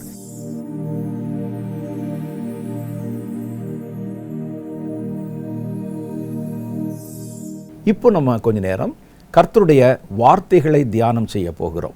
இன்னைக்கு நம்முடைய தியானத்திற்கென்று நான் தெரிந்தெடுத்திருக்கிற வேத வசனம் எபேசியருக்கு எழுதின நிருபம் 6வது அதிகாரம் 12வது வசனம். நம்ம அடிக்கடி வாசித்தது தான், அடிக்கடி தியானித்தது தான். இன்றைக்கி அந்த வசனத்தில் ஒரு பகுதியை நம்ம தியானிக்க போகிறோம். வாசிக்கிற அந்த வசனத்தை கேளுங்க. எபேசியர் 6வது அதிகாரம் 12. ஏனெனில் மாம்சத்தோடும் இரத்தத்தோடும் அல்ல, துரைத்தனங்களோடும் அதிகாரங்களோடும் பிரபஞ்சத்தின் அந்தகார லோகாதிபதிகளோடும் வானமண்டலத்தில் உள்ள பொல்லாத ஆவிகளின் சேனைகளோடும் நமக்கு போராட்டம் உண்டு. ஆகையால் தீங்கு நாளிலே அவைகளை நீங்கள் எதிர்க்கவும் சகலத்தையும் செய்து முடித்தவர்களாய் நிற்கவும் திராணி உள்ளவர்களாகும்படி தேவனுடைய சர்வாயுத வர்க்கத்தையும் எடுத்துக்கொள்ளுங்கள். இந்த யுத்தங்கள் பற்றி நாம் ஏற்கனவே அறிஞ்சிருக்கிறோம். இந்த யுத்தம் எப்போ நடக்குமா? இது ஒரு ஸ்பிரிச்சுவல் வார். வேதத்தில் அநேக யுத்தங்களை பற்றின செய்திகள் சொல்லப்படுகிறது. ஒன்று அரசியல் சார்ந்த உலக பிரகாரமான யுத்தங்கள். தேவன் தனக்கென்று தேர்ந்தெடுத்து கொண்ட ஒரு தேசத்தை காப்பதற்காக அந்த தேசத்திற்கு யாரை கர்த்தர் தலைவர்களாக அரசர்களாக ஏற்படுத்தினாரோ அவர்கள் செய்த யுத்தங்கள். அது மாம்சத்தோடும் இரத்தத்தோடும் நடந்த யுத்தங்கள். அப்போ சாத்தானும் கூட என்ன செஞ்சான்னா, மாம்சமும் இரத்தமுமாக இருக்கிற பக்கத்து தேசத்தில் இருக்கிற எதிரிகளை தூண்டிவிட்டு கர்த்தர் ஒரு திட்டத்தோடு இந்த தேசத்தை கட்டமைத்து கொண்டிருக்கிறார். ஏனென்றால் உலகத்திற்கு ரட்சிப்பை கொண்டு வருகிற ரட்சிப்பின் அதிபதி இந்த தேசத்தில், இந்த இனத்தாரிடத்துல தான் வரணும். அப்போ அதற்காக கர்த்தர் ஒரு தேசத்தை, இது என் தேசம், என் ஜனங்கள் என்று சொல்லி அவர் வேறு பிரித்து அவர்களை நடத்தி வந்தார். சாத்தானுக்கு இந்த தந்திரம் தெரியுமில்ல. அதனால் அவன் என்ன செய்தான்னா, பக்கத்தில் இருக்கக்கூடிய தன் கைப்படிந்த பல தேசங்களை தூண்டி விட்டு, ஏவி விட்டு, பொறாமையை கொடுத்து இந்த தேசம் என்கிற அமைப்பை, இஸ்ரவேல் தேசம், யூத தேசம் என்ற அந்த அமைப்பை செதறடிச்சிடணும். அப்படி செதறடிப்பதன் மூலம் யூதாவை ஆளுகிற பிரபு அங்கிருந்து வருவதற்கு வாய்ப்பில்லாமல் போயிடும். உலக ரட்சகர் அந்த இனத்திலிருந்து வருவதற்கு வாய்ப்பில்லாமல் போயிடும். ஆகவே இதற்குத்தான் அவர் ஒரு ராஜ்யத்தை, என் ராஜ்யம் என்று சொல்லி அவர்களை வளர்த்து வருகிறார், வழிநடத்தி வர்றார். இதை கலைச்சிடணும். இதுக்கு அவன் என்ன செய்கிறான்? ஒவ்வொரு சமயத்திலும் திரளான எதிரிகளை ஒன்று மாற்றி ஒன்று அனுப்பி கொண்டே அந்த கானானியர்களை எழுப்பி அவர்களை யுத்த களத்தில் அனுப்பி ஏவியர், அமலேக்கியர், எபூசியர், கிர்காசியர், நிறைய இன்னும் சொல்லிக்கொண்டே போகலாம், அம்மோனியர், இந்த மாதிரி நிறையா ஆட்களை எழுப்பி சண்டை, எப்போ பார்த்தாலும் சண்டை. இவர்கள் தவிர சீரியர்கள், மேதியர்கள், பெர்ஷியர்கள், இவங்கெல்லாம் கூட சண்டை. அப்புறம் கிரேக்கர்கள், ரோமர்கள் சண்டை. எப்படியாவது அந்த நாட்டை ஒன்றுமில்லாமல் ஆக்கிடணும். அவருடைய செட்டப்பை, அந்த தேசம் என்கிற செட்டப்பை அழிச்சிடணும். கடவுளுக்கும் அவர்களுக்கும் அந்த தேசத்துக்கும் இடையில் இருக்கிற உறவை நம்ம அழித்து துண்டித்து விட வேண்டும் என்று சமயங்களில் எதிரிகளை எழுப்பி கொண்டே இருந்தான். அப்போ பார்த்திங்கன்னா நிறைய சண்டை. கர்த்தரே அவர்களுக்கு ஆலோசனை கொடுத்து, கர்த்தரே இதை பிடிச்சி யுத்தம் செய்து தேசத்தை காத்து கொள்ளுங்கள்னு அந்த தேசத்தை பலப்படுத்தினார், பக்குவப்படுத்தினார். அந்த யுத்தங்கள் முழுசும் மாம்சத்தோடும் இரத்தத்தோடும் செய்யப்பட்டது. சாத்தான் இவர்களை எதிர்ப்பதற்கு மாம்சமான ராஜாக்களை, மாம்சமான அதிகாரிகளை, மாம்சமான இராணுவத்தை பயன்படுத்தினான். ஆகவே கர்த்தரும் அவர்களை எதிர்ப்பதற்கு மாம்சமாயிருந்த தன்னுடைய தேசத்தைச் சேர்ந்த ராஜாக்களை, சேனாதிபதிகளை, இராணுவத்தை பயன்படுத்தினார். இது ஒரு காலம். ஆனால் அந்த கடைசி காலம் வரும் பொழுது தேவனுடைய ஜனங்கள் வேறொரு யுத்தத்தை சந்திக்க போகிறாங்க. இந்த யுத்தம் நீங்கள் வேதத்தில் படித்த மாதிரி மாம்சத்தோடும் இரத்தத்தோடும் நடக்கிற யுத்தம் அல்ல. ஏன்னா யுத்தம் சொன்ன உடனே நீங்கள் பைபிளை நிறையா படிச்சிருக்கிறதுனால கத்தி எடுத்துகிட்டு போகிறது, குதிரையில் போகிறது, உள்ளே இறங்கி அடிக்கிறது, ரதத்தில் போகிறது, ஈட்டி விடுறதுன்னு நினச்சிருவீங்க. அதனால் அவர் சொல்கிறாரு, நீங்கள் யுத்தத்திற்கு தப்பித்தவர்கள் அல்ல, உங்களுக்கும் ஒரு யுத்தம் வைக்கப்பட்டிருக்கு. நீங்கள் நினைக்கிறீங்க அந்த ராஜாக்கள் தானே சண்டை போடுவாங்க, பெரிய இராணுவத்தில் இருக்கிறவங்க தானே சண்டை போடுவாங்க. நாங்கள் ஏதோ ஒரு சபையாக கூடி கர்த்தரை ஆராதிக்கிறோம், விசுவாசத்திலே இயேசுவோடு கூட அவர் சொன்ன வார்த்தைகளை தியானிக்கிறோம், கூடி வருகிறோம், ஆராதிக்கிறோம், கலைந்து போகிறோம், இப்படி தான் நினைக்கிறீங்க. உங்களுக்கும் ஒரு போர் உண்டு. ஆனால் உங்களுடைய சண்டை, யுத்தம் என்பது வித்தியாசமானது. இது ராஜாக்களும் இராணுவமும் மாத்திரம் போடுற சண்டை அல்ல. ஒவ்வொரு கிறிஸ்தவனும், ஒவ்வொரு விசுவாசியும் எதிர்கொள்ள வேண்டிய போர். இந்த போர் மற்ற போர்களிலிருந்து எங்கே வித்தியாசப்படுதுன்னா, இது மாம்சத்தோடும் இரத்தத்தோடும் செய்கிற சண்டை அல்ல. அதனால அவர் சொல்கிறார், நீங்கள் சண்டைன்னு சொன்னோன்னே அதை நினச்சிடாதீங்க, நம்மெல்லாம் ஒருவேளை உள்ளிருந்து யுத்த பயிற்சி எடுக்கணும் போல் நம்ம போய் தேசங்களுக்கு எதிராக சண்டை போடணும், அப்படி இல்லை. உங்கள் யுத்தம் என்பதே வித்தியாசமானது. கடைசி காலத்தின் தேவனுடைய பிள்ளைகளின் யுத்தம் வித்தியாசமானது. இது மாம்சத்தோடும் இரத்தத்தோடும் உரியதல்ல. அதிகாரங்கள், துரைத்தனங்கள், அந்தகார லோகாதிபதி, வானமண்டலத்தின் பொல்லாத ஆவி, இங்கே சொல்லப்பட்டிருக்கிற பட்டியலில் இருக்கிற எதையுமே நீங்கள் விசிபிளாக கண்ணில் பார்க்க முடியாது. ஆனால் அவைகள் எதிர்க்கும், நம்மை எப்படியாவது அழித்து விடுவதற்கு முயற்சி பண்ணும். கண்ணில் பார்த்த எதிரிகளை விட இவைகள் ஆபத்தானவைகள். இவைகள் தீவிரமாக தேவனுடைய பிள்ளைகளையும் தேசங்களையும் சிதறடிக்க பண்ணும். இப்படிப்பட்ட ஒரு கண்ணுக்கு தெரியாத அதரிசனமான எதிரிகள் யுத்த களத்தில் இறங்குகிற காலம் கடைசி காலம். இந்த கடைசி காலத்தில் தான் அவர்களுக்கு யுத்தம் செய்ய அனுமதி கொடுக்கப்பட்டிருக்கிறது. ஆகவே சொல்கிறாரு, கடைசி காலத்தில் உங்களுக்கு ஒரு யுத்தம் இருக்குது, அது வரைக்கும் நீங்கள் உங்களை ஆயத்தப்படுத்திக்கங்க, விசுவாசத்தில் உறுதிப்படுங்க, உங்களுடைய சந்ததிக்கு அதை கற்றுக் கொடுங்க. அவர்கள் விசுவாசத்தில் உறுதியாக இருக்கட்டும். ஏன்னா இந்த தலைமுறை கிறிஸ்துவனுடைய சேனை சந்திக்கிற ஒரு போராட்டம் இருக்கு. அந்த போராட்டம் மாம்சத்தோடும் இரத்தத்தோடும் உரியதல்ல, கண்ணுக்கு தெரியாத எதிரிகளோடு செய்கிற போராட்டம். யார் யாரையெல்லாம் நீங்கள் எதிர்க்க போகிறீங்க? அதிகாரத்தை ஆளுமை செய்கிற அதிகாரத்தின் ஆவிகள்.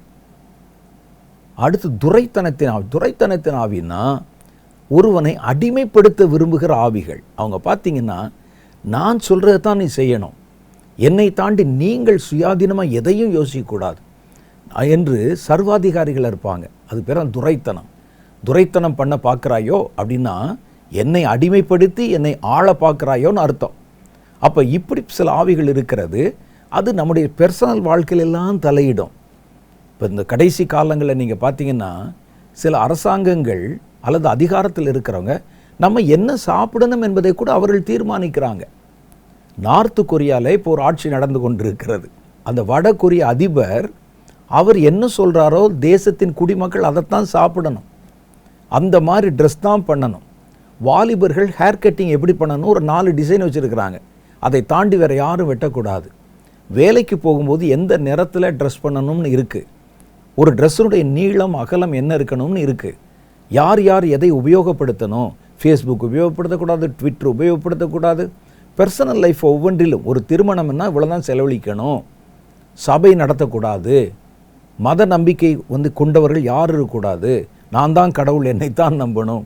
அப்போ ஒவ்வொரு தனி மனித சுதந்திரத்திலும் தலையிட்டு எல்லாரும் எனக்கு அடிமைகள்ங்கிற மாதிரி துரைத்தனம் பண்ண வைக்கிற ஆவிகள். இந்த மாதிரி ஆவி தான் ஒரு ஹிட்லரை, ஒரு முசோலினியை, இது மாதிரி இன்னும் நிறைய டிக்டேட்டர்ஸ் இருக்கிறாங்க. அது மாதிரி சர்வாதிகாரிகளை நிரப்பி அவர்களை கொண்டு ஜனங்களை ஒடுக்கின ஆவிகள். இந்த ஆவிகளோட நீங்கள் சண்டை போட வேண்டியிருக்கும். அடுத்து அந்தகார லோகாதிபதிகளின் ஆவிகள். அந்தகாரம் சொன்னாலே இருட்டு. இது இருட்டின் கிரியைகளுக்கு அதிபதிகள். இது இருட்டில் தான் கிரியை செய்யும். அப்போ அந்தரங்கமான அசுத்தமான ஆபாசமான காரியங்களை உலகத்திலே கட்டவிழ்த்து விடுவதும், ஜனங்களுடைய இருதயத்தை இப்படி இருண்ட பாவங்கள் நான் நிரப்புவதும், அவர்களை வேறு எதையும் யோசிக்க விடாமல் செயல்பட விடாமல் இந்த பாவ சுபாவங்களால் கட்டி போடுவதும் இந்த ஆவிகள். அடுத்து வானமண்டலத்தின் பொல்லாத ஆவிகள். இந்த ஆவிகள் வானத்தில் இருந்து தேவர்களைப் போல தங்களை காண்பித்து மனிதர்களை வஞ்சிக்கிற ஆவிகள். இதெல்லாம் பற்றி நம்ம நிறைய செய்திகள் கேள்விப்பட்டிருக்கிறோம். இந்த யுத்தம் எப்போ வரும் அப்படின்னு கேட்டால், கடைசி நாட்களில். இது எழுதுனது 1 நூற்றாண்டில். ஆனால் அவர் என்ன சொல்கிறாருன்னா, கடைசி நாட்களில் தான் வரும். யுத்தம் செய்வதற்கு ஒரு காலம் இருக்குன்னு வசனத்தில் போட்டிருக்குல்ல. அப்போ இது யுத்தம் செய்கிற காலம், நேருக்கு நேரம் அந்த ஆவிகளோட போராடுகிற காலம், கடைசி காலம். எதை வச்சுங்க சொல்கிறீங்கன்னு கேட்பீங்க. அதில் அந்த வசனம் சொல்லுது, ஆகவே தீங்கு நாளிலே அவைகளை நீங்கள் எதிர்க்கவும். எப்போ நீங்கள் எதிர்க்கணும்? இந்த வசனத்தை நான் எழுதின உடனே நாளைக்கே போய் சண்டை போடக்கூடாது. தீங்கு நாள், அப்போ தான் அவர்கள் வெளியே புறப்படுவாங்க. சாத்தானுடைய இராணுவம் வெளியே புறப்படுகிறது அப்போ தான். மனிதர்களை நேருக்கு நேராக எதிர்கொள்ள போகுது அப்போ தான். அப்போ அந்த யுத்தம், அந்த தீங்கு நாள். தீங்கு நாள் என்பது கடைசி நாள், கடைசி காலம். வேதம் சொல்லுகிறது, உலகத் தோற்றம் முதற்கொண்டு இதுவரை தோன்றியிராத தீங்கு அந்த நாட்களில், தீமை அந்த நாட்களிலே உண்டாயிருக்கும். உலகத் தோற்றத்திலிருந்து எவ்வளவு உபத்திரவங்கள், எவ்வளவு போராட்டங்கள் இந்த உலகம் பார்த்துருக்கோம். அதிலெல்லாம் இல்லாத மாதிரியான கொடிய காரியங்கள் இந்த கடைசி நாட்கள் நடக்கும். இதுதான் உச்சகட்டம், பீக். அதனால தான் இந்த காலத்தை ஸ்பெசிஃபிக்காக தீங்கு நாள் என்று எழுதியிருக்கிறாங்க. அப்போ கடைசி காலத்தில் தான் இந்த ஆவிகளோட எதிர்த்து நின்று நேருக்கு நேர் சண்டை போட போகிறோம். இதை பற்றி நிறைய செய்திகள் நம்ம பேசியிருக்கிறோம். இன்றைக்கி நம்ம பார்க்க போகிறது என்ன தெரியுமா? இதை தாண்டி கடைசி கால தேவனுடைய பிள்ளைகள் சந்திக்க போகிற இன்னும் சில யுத்தங்கள். இந்த ஆவிகளை தாண்டி, இந்த யுத்தத்தை தாண்டி வேற கொஞ்சம் யுத்தம் நமக்கு இருக்குது. அதை பற்றி வேதம் பல்வேறு இடங்களிலே நமக்கு எழுதியிருக்கிறது. கடைசி காலத்தின் தேவனுடைய பிள்ளைகள் என்பவர்கள் விசுவாசத்தை காக்கவும் கர்த்தருக்கு சாட்சியாக இருக்கவும் மாத்திரமல்ல, யுத்தம் செய்யவும் அழைக்கப்பட்டிருக்கிறாங்க. ஆராதிப்பதற்கும் ஒரு சபை நடத்துவதற்கும் ஊழியம் செய்வதற்கும் மாத்திரம் இல்லை, யுத்தம் செய்வதற்கும் நமக்கு நியமிக்கப்பட்டிருக்கிறது. அப்போ நம்முடைய யுத்தம் எபேசியர் 6:12 சொன்னதோடு மாத்திரம் நின்று விடாமல் மேலதிகமாக இன்னும் சில யுத்தங்கள், அதைத்தான் இன்னைக்கு நம்ம பார்க்க போகிறோம்.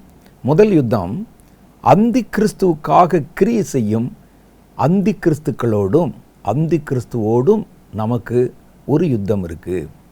அந்தி கிறிஸ்து அப்படின்னா யார் அப்படின்னு உங்களுக்கு தெரியும். அந்தி கிறிஸ்து என்பவன் கிறிஸ்துவுக்கு சமானமாய் சாத்தானுடைய திட்டத்தில், சாத்தானுடைய ராஜ்யத்தில் கிறிஸ்துவுக்கு சமானமாய் வைக்கப்பட்டிருக்கிற ஒரு சாத்தானுடைய மறுபதிப்பு. சாத்தான் இப்போ பாருங்க, கர்த்தர் எப்படி வச்சிருக்கிறாரோ சாத்தான் தன்னுடைய ஆளுமையில் இதே மாதிரி ஒரு செட்டப் வச்சிருக்கிறான். கர்த்தர் திரியேகராக இருக்கிறார். பிதா, குமாரன், பரிசுத்த ஆவி, இந்த 3 பேர்களை பற்றி வேதத்தில் நமக்கு சொல்லப்பட்டிருக்கு. அதே மாதிரி சாத்தான் ஒரு திரித்துவத்தில் இருக்கிறான். அதில் வலு சர்ப்பம், அந்தி கிறிஸ்து, அப்புறம் ஃபால்ஸ் ப்ராஃபட், கள்ள தீர்க்கதரிசி, இது 3மே ஸ்பிரிட்டு தான். வலு சர்ப்பத்தின் ஆவி, அந்தி கிறிஸ்துவின் ஆவி, அப்புறம் இந்த கள்ள தீர்க்கதரிசி, இது 3 சாத்தானுடைய திரித்துவம். இதில் நடுவில் அந்தி கிறிஸ்துன்னு ஒருத்தர் வராமல் பாருங்கள். இவன் இங்கே எப்படி குமாரன் உயர்த்தப்பட்டிருக்கிறாரோ அதே போல் சாத்தானுடைய செட்டப்பில் அவன் குமாரனுக்கு இணையாக உயர்த்தப்படுகிறான். இயேசு கிறிஸ்து இந்த உலகத்தில் 1000 வருடம் இதே உலகத்தை ஆளுமை செய்ய போகிறார். அது மாதிரியே காப்பி பண்ணி சாத்தான் 7 வருஷம் இந்த உலகத்தை, ஒட்டுமொத்த உலகத்தையும் 7 வருஷம் ஆளுமை செய்ய போகிறான். இந்த 7 வருஷ உலக அதிகாரத்தை, உலகத்தில் இருக்கிற ஒவ்வொரு செயல்பாடுகளையும் தன்னுடைய கட்டுப்பாட்டில் கொண்டு வந்து அவைகளுக்கு மேலாய் தன்னை ராஜாவாய் உயர்த்தி கொள்ள போகிற சாத்தானுடைய திருத்துவத்திலே ஒன்றானது தான் இந்த அந்தி கிறிஸ்து. இவன் என்ன செய்வான்? கிறிஸ்து எப்படி மனிதனை போல இருக்கிறாரோ அது மாதிரி இந்த ஆவியும் தன்னை ஒரு மனிதனாக வெளிப்படுத்தும். பாவ மனுஷன் என்று வேதத்தில் இவனை குறித்து எழுதப்பட்டிருக்கிறது. பாவ மனுஷன். அப்போ இவன் ஸ்பிரிட்டாக இருக்க மாட்டான், கண்ணுக்கு தெரியாமல் இருக்க மாட்டான். ஒரு ஆளுமை செய்கிறவனை போல, முழு அதிகாரம் கொண்டிருக்கிறவனை போல, ஒட்டுமொத்த உலகத்தையும் ஜெயித்து அவைகளை தனக்கு அடிமைப்படுத்தி வைத்து அவைகள் மேலே ராஜா, ஒரே ராஜா. அமெரிக்காவுக்கும் அவர்தான் ராஜா, இங்கிலாந்துக்கும் அவர்தான் ராஜா, பிரான்ஸுக்கும் அவர்தான் ராஜா, இந்தியாவுக்கும் அவர்தான் ராஜா. ஒரே இடத்துலேருந்து சட்டங்கள், ஒரே இடத்துலேருந்து தண்டனைகள், ஒரே இடத்துலேருந்து அவர்கள் செய்ய வேண்டிய பல கட்டுப்பாடுகள் எல்லாம் ஒரு இடத்துல தான் வரும். இப்போ இருக்கிற மாதிரி இந்தியாவுக்கு ஒருத்தர், ரஷ்யாவுக்கு ஒருத்தர் அப்படி இல்லை. எல்லாரையும் ஆளுமை செய்ய போகிற பிரபுவாக வெளிப்படுவான். இது வேதம் நமக்கு காட்டும் உண்மை. இவனுக்கு எவ்வளவு காலம் கர்த்தர் கொடுத்துருக்கிறார்னு கேட்டால் 7 வருஷம். 7 வருஷம் அவன் இந்த பூமியிலே ஆளுமை செய்யலாம். அப்போ இவன் ஆளுமை செய்வதற்கான காலம் இந்த கடைசி காலத்தில் தான் அவன் வருவான். அவன் வந்து ராஜ்யங்கள் முழுவதும் அவன் கைக்கு போனதிலிருந்து 7 வருஷம் அவனுடைய ஆட்சி இருக்கும். ஆனால் இப்போ உலகத்தின் சரித்திரத்தையும் உலகத்தின் நடைமுறையை நீங்கள் பார்த்தீங்கன்னா ஒவ்வொரு நாடும் ஒவ்வொரு பக்கத்தில் பிரிஞ்சிருக்குது. இப்போ முதல்ல இவைகளெல்லாம் இணைக்கணும். ஒரு உலக அரசாங்கத்தை கொண்டு வரணும். அதன் மேலே ஒரு தலைவரை கொண்டு வரணும். ஒரு உலக அரசாங்கத்தை கொண்டு வருவது என்பது சுலபமான காரியம் அல்ல. ஏன்னா உலகம் இன்றைக்கு கலாச்சாரத்தில் பிரிவுபட்டிருக்குது, மொழியில் பிரிவுபட்டிருக்குது, உணவு பழக்க வழக்கத்திலே பிரிவுபட்டிருக்குது, உடல் அமைப்பிலையும் நிறத்திலும் கூட பிரிவுபட்டிருக்கிறாங்க. அவங்களுடைய கலாச்சாரம் வித்தியாசமாக இருக்குது. இவைகள் எல்லாவற்றையும் ஒன்று திரட்டி ஒரே மாதிரி கொண்டு வரணும்னா சாதாரண விஷயம் அல்ல. மனிதர்களுடைய இருதயத்தை இந்த ஒருமிக்க பண்ணுகிற, எல்லாவற்றையும் உலகமயமாக்குகிற தன்மைக்கு முதல்ல இவங்க மனசை தயார் பண்ணணும் ஜனங்களை. அப்போ இந்த மாதிரி ஒரு பெரிய வேலை இருக்கிறதுனால அந்த வேலையை செய்வதற்கு நிறைய மனிதர்களை சாத்தான் எடுத்து பயன்படுத்துகிறான். அவர்களுக்கு பேர் அந்தி கிறிஸ்துக்கள் என்று பெயர். ஆட்சி பண்ண போகிறான் பாருங்க, அவன் பேர் அந்தி கிறிஸ்து. இந்த அந்தி கிறிஸ்து ஆட்சி பண்ணுவதற்கு முன்பாக உள்ள ஆயத்த பணிகளை அந்த சாத்தான் சார்பிலிருந்து இந்த உலகத்தில் செய்கிறதுக்கு நிறைய ஆட்கள் இருக்கிறாங்க. அவர்களுக்கு பேர் அந்தி கிறிஸ்துக்கள். இவர்கள் அந்தி கிறிஸ்துவினுடைய ஆவியினால் நிரப்பப்பட்டவர்கள். இப்போ இயேசு கிறிஸ்து இருக்கிறாரு. நம்ம கிறிஸ்துவனுடைய ராஜ்யத்திற்காக இப்பொழுதிருந்தே வேலை செய்கிறோம். அப்படி வேலை செய்கிற நம்மை கிறிஸ்தவர்கள் என்று சொல்லுகிறார்கள். நம்ம அந்த வேலையை செய்வதற்கு கர்த்தர் தம்முடைய ஆவியினால் நம்மை நிரப்பி நம்மை பயன்படுத்துகிறார். அதே சிஸ்டம் தான் சாத்தான். அவன் பேர் அந்தி கிறிஸ்து. அவனுடைய ராஜ்யம் வருவதற்கு வேலை செய்கிற மனிதர்களுக்கு பேர் அந்தி கிறிஸ்துக்கள். அவர்கள் தனக்காக வேலை செய்வதற்கு அவர்களை பிசாசின் ஆவியினாலே நிரப்பி வச்சிருப்பான். அது பேர் அந்தி கிறிஸ்துவின் ஆவி. நம்ம எப்படி இந்த அபிஷேகம் பெறுறோமோ, கர்த்தருடைய ஆவியை பெற்றுக்கொண்டு கர்த்தருக்காக வேலை செய்வதற்கு அந்த அபிஷேகத்தை கொண்டிருக்கிறோமோ, அதே மாதிரி அவங்களுக்குள்ள சாத்தானுடைய ஆவி இருக்கும். அவங்க யாருக்கு வேலை செய்வாங்க அப்படின்னு பார்த்தா, வரப்போகிற உலகத்தில் தன்னுடைய ஆட்சியை ஒருங்கிணைந்த உலகத்தின் மேல் அமைக்கப் போகிற அந்தி கிறிஸ்துவுக்காக. வேதம் அதை குறித்து சொல்லுகிறது. 1 யோவானுடைய புஸ்தகம் 2வது அதிகாரத்தில் 18வது வாக்கியத்தில் ஒன்று சொல்லுகிறார். அது சொல்ல, பிள்ளைகளே, இது கடைசி காலமாக இருக்கிறது. அந்தி கிறிஸ்து வருகிறான் என்று நீங்கள் கேள்விப்பட்டபடி இப்பொழுதும் அநேக அந்தி கிறிஸ்துக்கள் இருக்கிறார்கள். அப்போ அந்தி கிறிஸ்து வருகிறான் என்பது ஒரு ஆளை சொல்லுது. ஆனால் இப்போவே அநேக அந்தி கிறிஸ்துக்கள் இருக்கிறாங்க.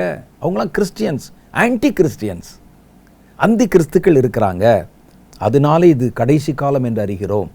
அப்போ இந்த அந்தி கிறிஸ்துவின் வருகைக்கு அந்தி கிறிஸ்துக்களை பயன்படுத்துகிறது முதல் நூற்றாண்டிலே ஆரம்பிச்சிருச்சு. கிறிஸ்துவின் ராஜ்யத்திற்கு ஜனங்களை ஆயத்தப்படுத்துவதற்கு கிறிஸ்தவர்களை கர்த்தர் முதல் நூற்றாண்டிலே ஆயத்தப்படுத்தி விட்டார்.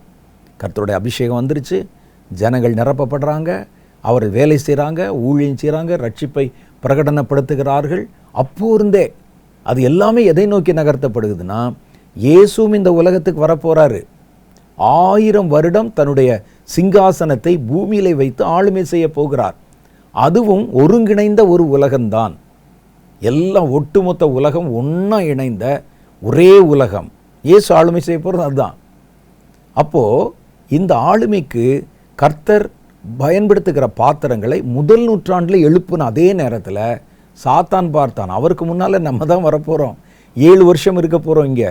அப்போ இப்போ இருந்தே நம்ம என்ன செய்யணும்? நமக்கு வேலை செய்கிற அந்தி கிறிஸ்துக்களை எழுப்பணும். ஆகவே தான் முதல் நூற்றாண்டில் ஊழியம் செய்த முதல் திருச்சபையில் கர்த்தரோடு இருந்த அப்போஸ்தலர்களில் ஒருவராகிய யோவான் சொல்கிறார், இப்போவே இருக்கிறார்கள் அந்தி கிறிஸ்துக்கள். அவனுடைய ஆட்சி வர்ற வரைக்கும் அவங்க இருப்பாங்க, ஆட்சியிலையும் இருப்பாங்க. அவர்கள் முழுவதும் அந்தி கிறிஸ்துவின் ஆவியினால் இயக்கப்படுவாங்க. அவங்க எங்கெங்கே இருக்காங்க அப்படின்னு கேட்டிங்கன்னா, எல்லாத்துலேயும் இருப்பாங்க. அதிகாரத்தில் இருப்பாங்க, கல்வித்துறையில் இருப்பாங்க, இராணுவத்தில் இருப்பாங்க, சமுதாயத்தின் உயர்ந்த நிலைமையில் இருப்பாங்க, ஆட்சியில் இருப்பாங்க, பெரிய மனிதர்களாக இருப்பாங்க, வியாபாரத்தில் இருப்பாங்க, ஏன் சபைகள்லையும் இருப்பாங்க. அவர்களுடைய வேலை ஜனங்களை அந்தி கிறிஸ்துவின் வருகைக்கு ஆயத்தப்படுத்துவது, உலகத்தை அந்தி கிறிஸ்துவின் வருகைக்கு ஆயத்தப்படுத்துவது. சபைக்குள்ளே ஏன் இருக்கான்னு கேட்பீங்க நீங்கள்.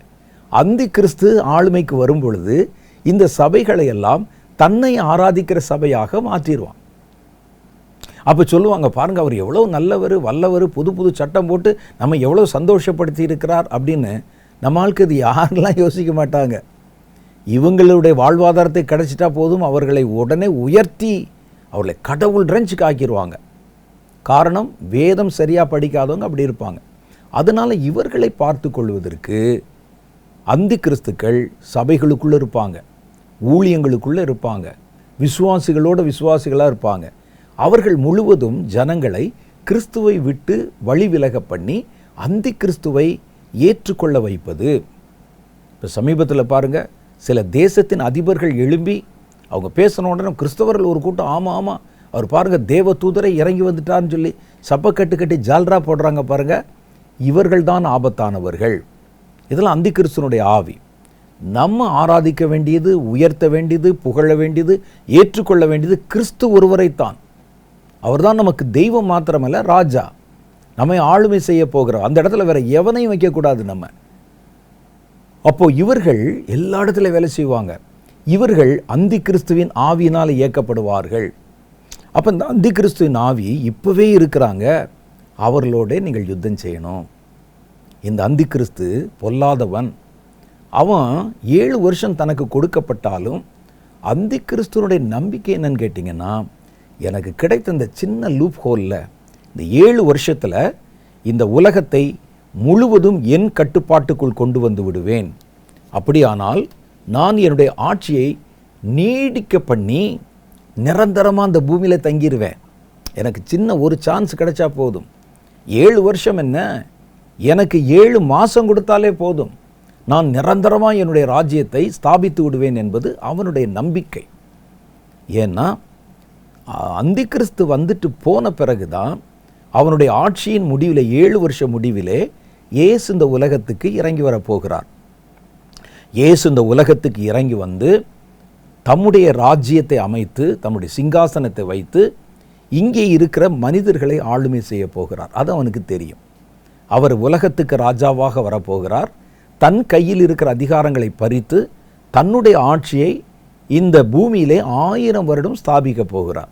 இப்போ சாத்தானுக்கு என்னென்னா, அவர் ராஜாவாக வர்றாருல்ல, அவர் வரும்போது அவர் ஆளுமை செய்வதற்கு ஒரு மனுஷனை கூட மிச்சம் வைக்காமல் இருந்தா, ராஜா வந்தார்னா அவர் எது வைத்து நம்ம ராஜான்னு சொல்கிறோம்? அவருடைய ஆட்சியை ஏற்றுக்கொள்ளவும் அவர் ஆளுமை செய்வதற்கும் ஒரு மனிதர்கள் வேண்டும், அதிகமான மனிதர்கள் இருக்கணும். அப்போ தான் ராஜ்யத்தை அமைக்க முடியும். அப்போ இயேசு இந்த உலகத்துக்கு வருவதற்கு முன்பு அவர் ஆளுமை செய்வதற்கு ஒரு கூட்டம் மனிதர்கள் அவருக்கு வேண்டும். அப்போ இந்த காரியத்தை வேதம் நமக்கு சுட்டி காண்பிக்கிறது. அவர்கள் இந்த உலகத்திலாம் இருப்பாங்க. அப்போ ஒருத்தனை கூட விடக்கூடாது. ஒருத்தனை கூட விடாமல் எல்லாரையும் என்னுடைய கட்டுப்பாட்டில் வைத்து இவர் என் ஜனங்கள் என்று சொல்லி அவனுடைய நெத்தியில் ஒரு முத்திரையை போற்றணும், கையில் ஒரு முத்திரையை போற்றணும். ஒரு ஆளை விடக்கூடாது. யாரும் தப்பிக்காதபடிக்கு தான் விஞ்ஞானத்தை பெருசாக்கி எல்லாரையும் கண்காணிக்கக்கூடிய கருவிகளை நம்ம கையிலேயே கொடுத்து, ஃபோன் மாதிரி, சமூக வலைத்தளங்கள் மாதிரி, ஏஐ டெக்னாலஜி மூலம் எல்லாத்தையும் நீங்கள் பாருங்கள், உங்களது கண்காணிச்சிக்கிட்டே இருக்கும். நீங்கள் என்ன பார்க்குறீங்க, எங்கே போகிறீங்க, வர்றீங்க, யார் எவர், எல்லா தகவல்களையும் பார்த்து உங்களுடைய ஒவ்வொரு நடவடிக்கைகளையும் இப்போவே ஒருங்கிணைத்து கொண்டிருக்கிறாங்க. அப்போ யார் ஒருவரும் தன்னை தாண்டி வேறொரு கடவுள் மேலே நம்பிக்கை வைக்கவோ, குறிப்பாக கிறிஸ்துவின் மேல் நம்பிக்கை வைக்கவோ கூடாதபடிக்கு அந்த வளையத்தை இறுக்கி கொண்டிருப்பது தான் இப்போ சாத்தானுடைய வேலை. அப்போ யாருமே இருக்க மாட்டாங்க. இயேசு வந்தால் பூமியில் பார்த்தா தன்னை ஏற்றுக்கொள்ளுகிற மனிதர்கள், தான் ஆளுவதற்கான மனிதர்கள் பூமியில் இருக்க மாட்டாங்க. அப்போ நான் எப்படி என்னுடைய ஆட்சி அமைப்பது? அதனால் கர்த்தர் என்ன செய்வார்னா, இன்னும் கொஞ்சம் நாள் கழித்து வரலாம்னு அவர் தன்னுடைய வருகை ஒத்தி போடுவார் என்பது சாத்தானுடைய நம்பிக்கை. அவர் வரவிட்டால் தானே வருவார் அப்படின்னு.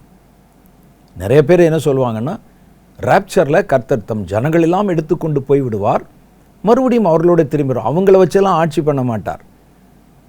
அவர்களோட எடுத்துக்கொள்ளப்பட்டு திரும்பி வர்றவங்க கிறிஸ்துவோடு கூட இந்த உலகத்தை ஆளுவார்கள். ஆனால் இந்த ஆளப்படுகிற குடிமக்கள்னு ஒன்று இருப்பாங்கள்ல, அவர்கள் யார்? அவர்களை கர்த்தர் இந்த பூமியில் தான் வச்சிருப்பார். மத்தேயு சுவிசேஷம் 24வது அதிகாரம் 31வது வசனத்தில் சொல்லுகிறது, வலுவாய் துணிக்கும் எக்கால சத்தத்தோடே கிறிஸ்து பூமிக்கு திரும்பி வரும் பொழுது தம்முடைய தூதர்களை அனுப்பி 4 திசைகளிலும் இருந்து தம்மால் தெரிந்து கொள்ளப்பட்டவர்களை கூட்டி சேர்ப்பார். அப்போ பூமியில் வலுவாய் துணிக்கும் எக்காலத்தோட இயேசு வரும்போது அவரால் தெரிந்து கொள்ளப்பட்ட ஒரு கூட்டம் பேர் உள்ளே இருப்பாங்கன்னு அர்த்தம். அவர்களைத்தான் போய் கூட்டி சேர்த்து வருகிறார்கள். அவர்களை கொண்டு தான் ஆளுமை செய்ய போகிறார். இப்போது இவனுக்கு இப்போ எதில் போராட்டம் வருதுன்னா, ஒரு மனிதனை கூட தன்னுடைய கட்டுப்பாட்டில் இல்லாமல் யாரையும் விட்டுறக்கூடாது. ஏன்னா சாத்தானுக்கு தெரியும், 8 பேர் மிச்சமாக இருந்தால் கூட அவர்களை வைத்து ஒரு முழு உலகத்தை மறுபடியும் அவரால் சிருஷ்டித்து விட முடியும். நோவாவின் காலத்தில் ஒட்டுமொத்தமாக எல்லாம் அழிக்கப்பட்ட போது வெறும் 8 பேர், அவங்கள வச்சு இவ்வளோ பெரிய உலகத்தை மறுபடியும் ரீக்ரியேட் பண்ணாரே, அது மாதிரி பண்ணிடுவாருங்கிறதுனால சாத்தானுக்கு ஒரு கூட்டமெல்லாம் இல்லை, ஒவ்வொரு இண்டிவிஜுவல் மேலேயும் கண் வைப்பான். ஒவ்வொரு ஆளையும் யாரும் தன்னுடைய கண் பார்வையிலிருந்து தன்னுடைய கட்டுப்பாட்டிலிருந்து தப்பிச்சிடக்கூடாது அப்படின்னு. அதற்காக சிலருக்கு ஆசை காட்டுவான், சிலரை அச்சுறுத்துவான், சிலரை மிரட்டுவான், சிலருக்கு தன் கட்டளை ஏற்றுக்கொள்ளும்படி நிர்பந்திப்பான். இந்த நேரத்தில் கர்த்தர் மேல் நம்பிக்கையுள்ள தேவனுடைய பிள்ளைகள் இவர்களோட சண்டை போடணும். யார்? நேர அந்தி கிறிஸ்துவோடு இல்லை, அவனுடைய சட்ட திட்டங்களை, அவன் கொண்டு வருகிற திட்டங்களை நடைமுறைக்கு உள்ளே கொண்டு வராங்க பாருங்கள் அந்தி கிறிஸ்துக்கள். அவங்களோட இப்போ இருந்தே நீங்கள் யுத்தம் பண்ணணும்.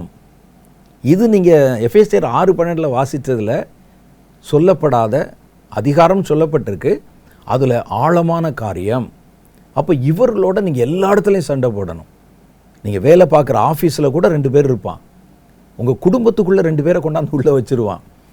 இவர்கள் அந்தி கிறிஸ்துக்காக வேலை செய்கிறவர்கள். நீங்கள் கிறிஸ்துவை விசுவாசிக்க முடியாதபடி உங்களை தொந்தரவு செய்கிறவங்க. இவர்களோட நமக்கு ஒரு போராட்டம் இருக்கிறது. இந்த அந்தி கிறிஸ்துக்கள் ஆபத்தானவர்கள். இந்த அந்தி கிறிஸ்துக்கள் இந்த உலகத்தை அந்தி கிறிஸ்துவுக்கு கொடுக்கறதுக்கு முயற்சி பண்ணுறாங்க. சபையில் ஊழியக்காரராக கூட இருப்பான், பாஸ்டராக கூட இருப்பான். அவர்கள் யாரை ஆதரிக்கிறார்கள் என்று பாருங்கள். அவர்கள் யாருக்கு ஆதரவு தெரிவிக்கிறாங்க? ஒரு மனிதனை காண்பித்து இவர்தான் ஒரு பெரிய அதிகாரம் உள்ளவர், எல்லாரும் ஒரு ஏற்றுக்கொள்ளுங்கள் சொல்கிறதுக்காக கர்த்தர் உங்களை என்னையும் வச்சிருக்கிறாரு. நான் கிறிஸ்துவை சொல்லத்தான் அழைக்கப்பட்டிருக்கிறேன். இன்றைக்கி பாருங்கள், பல தேசங்களில் ஒரு பெரிய அதிகாரி, ஒரு அதிபர் எழும்பி விட்டால் உடனே ஜால்ரா போன்ற 10 பேர் இருப்பான்.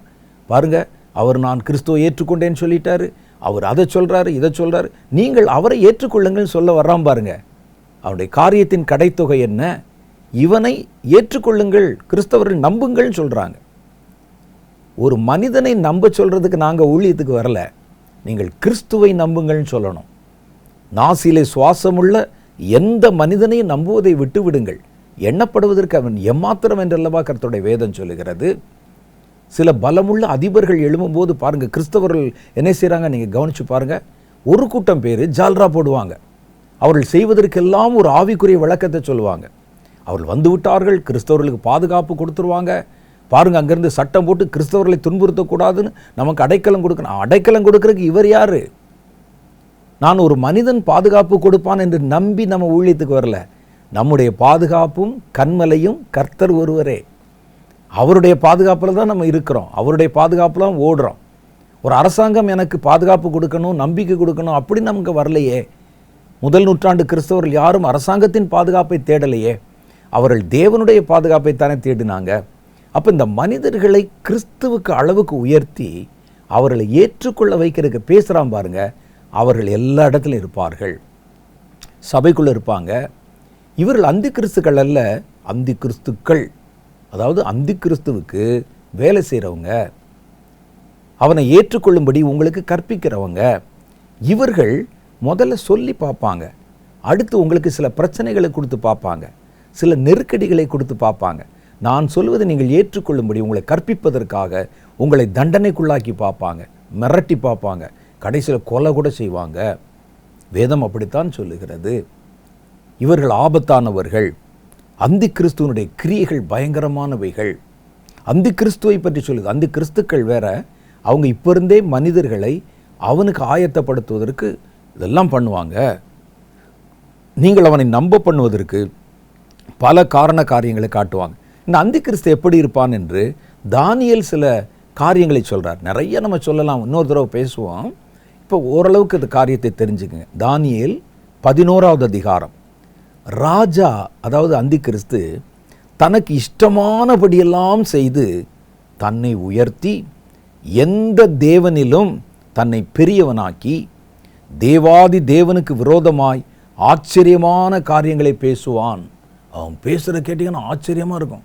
ஓ, இப்படியெல்லாம் இருக்கா, நமக்கு தெரியலையே, நம்ம ஏதோ கடவுள் தான் பெரியவர் நினச்சிக்கிட்டு இருந்தோமே, இவ்வளவு தத்துவங்கள் இவ்வளவு காரியங்கள் இருக்கேன்னு ஆச்சரியமாக பேசுவான். ஞானம் வெளிப்படும்.